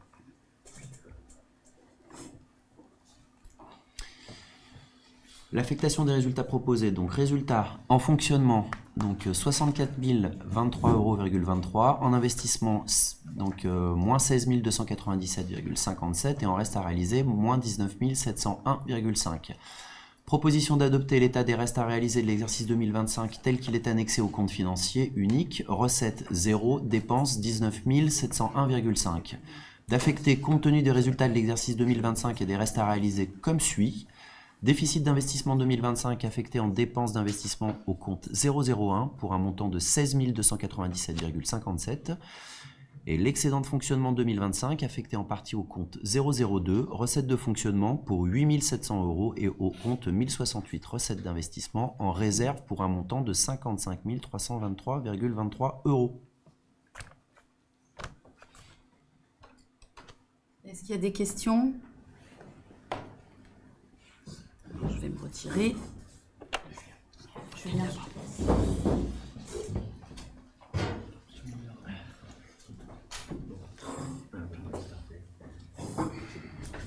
Pour cette délibération, c'était où? Qui est contre? Qui s'abstient? Je vous remercie, cette délibération est par conséquent adoptée.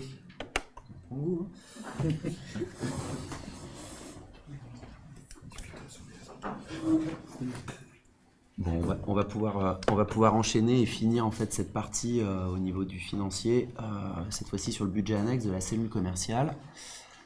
Alors, non, c'est budget annexe. On est sur le BSE. Ouais, ah pardon, BS excusez-moi, Maison Bleue. je vais trop vite alors. Ok. Très bien. Alors, donc, synthèse de fonctionnement. Le budget supplémentaire 2026 de l'annexe Maison Bleue est principalement technique. En fonctionnement, une reprise du parti de l'excédent de fonctionnement de 2025 à hauteur de 8 700 € permet d'équilibrer. Donc, premièrement, une augmentation de 1 000 € sur les crédits d'amortissement ordre, acquisition nouvelle, donc qui est passé, et une correction de 7 700 € sur les rémunérations publiques de 2025 suite à une sous-évaluation d'enveloppe, et c'est une préconisation du Trésor public. Voilà. Concernant la synthèse d'investissement, donc en investissement, la reprise du reste de l'excédent de fonctionnement de 2025 à hauteur de 55 323,23 que nous avions vu plus haut, et la compensation de l'augmentation de 1 000 € des crédits d'amortissement permettent d'équilibrer. Donc 1. La reprise du déficit d'investissement de 2025, donc les moins 16 297,57 €, et la reprise des restes à réaliser de 2025 à hauteur de 19 701,5 €. Donc le reste des crédits disponibles, 20 324,16, sont inscrits sur une enveloppe de travaux non affectés à des projets précis pour le moment. Est-ce qu'il y a des questions? Je vous propose de passer au vote. Qui est contre? Qui s'abstient? La délibération est adoptée. Je vous remercie. Bon, et cette fois-ci, pour de bon, donc, le budget annexe de la cellule commerciale. En investissement, donc un solde de réalisation de l'exercice de 343 795. Donc on a un excédent au niveau des investissements de 4 718,95, au niveau du fonctionnement de 9 309,16 €. Donc le budget cellule commerciale, approbation du CFU. Donc approuver le compte financier unique du budget annexe cellule commerciale pour l'exercice 2025 dont les résultats sont présentés ci-dessous. En recettes d'investissement 354 172, en recettes de fonctionnement 30 145,43 et au niveau des dépenses d'investissement 10 377 € pour des dépenses de fonctionnement de 25 504,53 €. Le résultat de clôture sans excédent est à hauteur de 343 795 €, celui du fonctionnement 4 640,9 € et avec excédent, on tombe pour les investissements à 4 718,95 € et au fonctionnement 9 309,16 €. Je précise toujours que l'excédent, c'est la reprise des résultats 2024 dans le calcul, pour information. Est-ce qu'il y a des questions? Qui... non, c'est pas moi, c'est Julien. Jamais 203.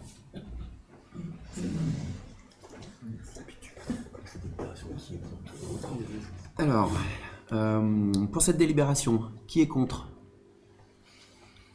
Qui est pour? C'est pas grave. Qui s'abstient?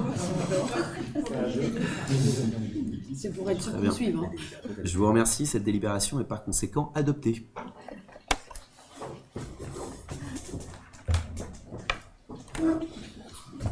C'était pour voir si on suit bien. Exactement. Budget supplémentaire.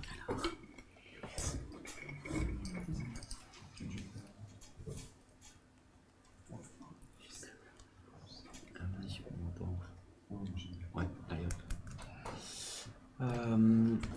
Alors ça, là on est sur le budget supplémentaire donc, de la cellule commerciale. Donc le budget supplémentaire 2026 de l'annexe cellule commerciale est principalement technique en section de fonctionnement. La reprise de l'excédent de fonctionnement de 2025 à hauteur de 9 309,16 €, l'augmentation d'enveloppe d'ordre subvention d'équipement pour 3 100 € est une nécessaire participation de la commune à hauteur de 33 240,84 € qui permettent d'équilibrer 1. Les frais d'acte d'une potentielle acquisition d'un nouveau bâtiment commercial en projet à hauteur de 27 800 €, l'augmentation conjointe du remboursement d'intérêts d'emprunt dans le cadre du financement de cette acquisition 6 100 € et l'augmentation conjointe de l'amortissement de ce nouveau bien 11 750 €. Voilà.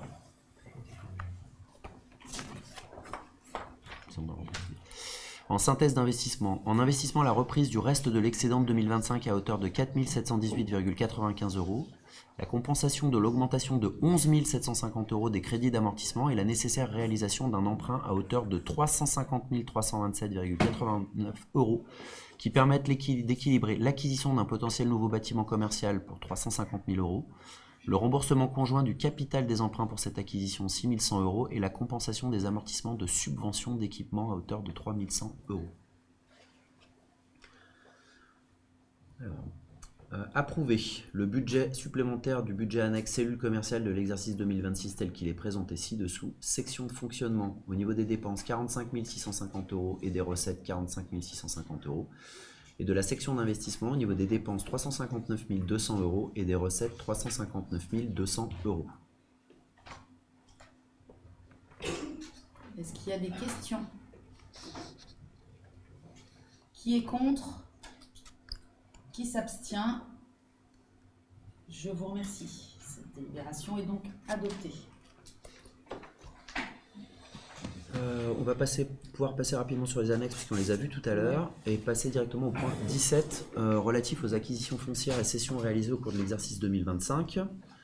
Alors on vous reprend ici en fait les acquisitions foncières de 2025. Donc la première c'est une parcelle au 8 rue des Forges. Superficie donc le vendeur était, alors, je ne sais pas si je prononce bien, Gibler Essec, je ne sais pas du tout, mais enfin bon, montant 43 687,48 €. Une autre parcelle, la BX300, la Douarderie, pour un montant de 3 875,13 €, le vendeur étant l'EPF Loire-Atlantique. Et ensuite l'état annuel des cessions foncières 2025, qui concerne les parcelles donc AY 499, AY 501, AY 502, AY 504. Donc cession qui est pour un montant de 19 650 € à la SARL Laveno-Levron. C'est le U bien sûr. Voilà. Et ensuite la parcelle AY 515, les parcelles AY 515, 516 et 517 pour 251 959,2 €. L'examen, donc c'est le pharmacie. Voilà.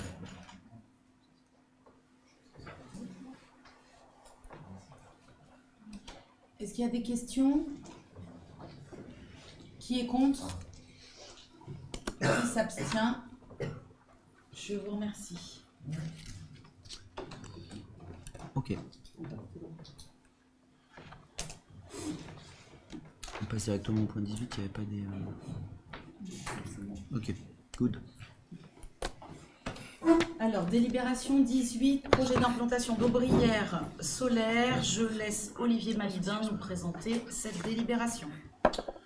Donc il s'agit d'un projet effectué sur la précédente mandature qui consiste effectivement à installer sur le parking de la Bourrelière et sur les terrains de tennis des panneaux photovoltaïques. Là, cette délibération est un simple transfert de convention en fait entre Énergie 44, qui est une filiale de Territoire d'énergie 44, et la société qui finance s'appelait Ombrière de Loire-Atlantique 2. Elle cesse son activité et elle est reprise par Ombrière de Loire-Atlantique 1. Ne me demandez pas pourquoi. Voilà, ce seront les mêmes personnes. C'est un simple sujet de portage financier pour eux. Donc je rassure tout le monde, ça ne change ni les projets, ni les délais, ni les interlocuteurs, et ni la finalité du projet. Et j'oserais même dire ni les droits que nous aurons au niveau de la commune pour la revente de l'électricité, qui sont, je le rappelle, minimes, à savoir 300 € par an. En conséquence, je vous lis maintenant la note de synthèse sur le projet d'implantation d'ouvrières solaires et transfert de régularisation. La collectivité, lors du précédent mandat, a réalisé conformément à la délibération numéro 2024-12-13 du 6 décembre 2024 un appel à manifestation d'intérêt concurrent pour l'installation et l'exploitation d'ombrières photovoltaïques sur le site du parking de la Bourrelière et sur le site de la Croix-des-Tailles au niveau des terrains de tennis extérieurs. Par suite, la commune a pris la décision de désigner comme lauréat la société Ombrière de Loire-Atlantique 2. Conformément à cette même délibération, M. le maire Fabrice Cuchot a signé, à l'issue de la procédure de sélection, une convention d'occupation temporaire avec la société Ombrière de Loire-Atlantique 2. Cependant, le projet développé par la société ENR 44 et le groupe Sioussen, à travers leur filiale commune, la société Ombrière de Loire-Atlantique 2, ayant fait l'objet d'un transfert au bénéfice d'un nouveau véhicule de portage dans le cadre de la mise en place des financements par grappe, la société Ombrière de Loire-Atlantique, il convient donc de régulariser la délibération initialement prise.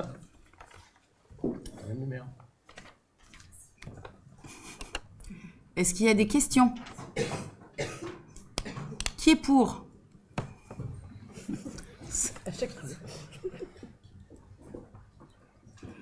Qui s'abstient? Je vous remercie. Cette délibération est acceptée. Délibération 19, dénomination de voix. Je laisse Aurore Merlet vous présenter cette délibération.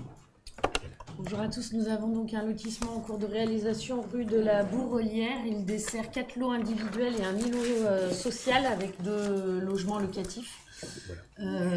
Comme il s'agit d'une impasse, nous suggérons de la dénommer afin de permettre au secours d'arriver rapidement, de permettre la distribution du courrier. C'est désormais depuis la loi 3DS une obligation légale qui appartient au conseil municipal. Et une fois la délibération adoptée, nous disposons d'un délai d'1 mois pour transmettre cette dénomination à la base d'adresse nationale. Le nom retenu est Impasse du Collège, le choix se faisant relativement facilement en raison de sa proximité avec l'établissement scolaire, et il est donc facilement identifiable. Je reste disponible si vous avez des questions pour le vote, sinon pas d'autres éléments à communiquer. Est-ce que vous avez des questions? Qui est contre? Qui s'abstient? Je vous remercie.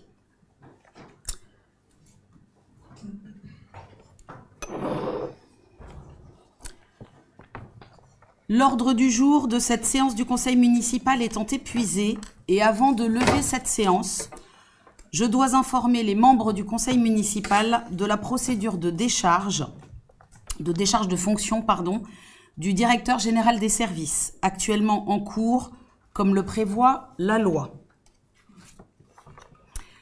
J'informe le conseil municipal que la collectivité a engagé une procédure de décharge de fonction concernant le directeur général des services, occupant un emploi fonctionnel.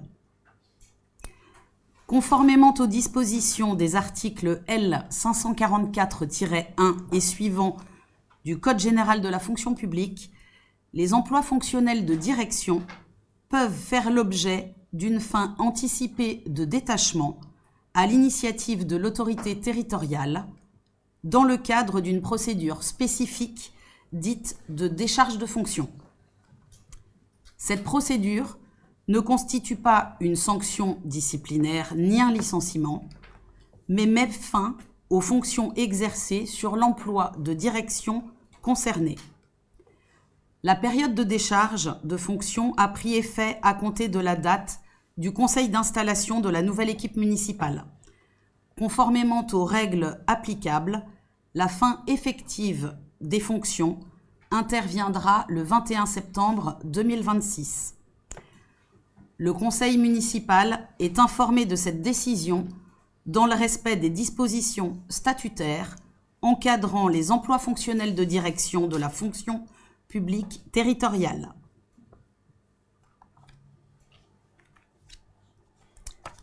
C'est la fin de la séance de ce conseil municipal. Je vous remercie. Bonne soirée à tous.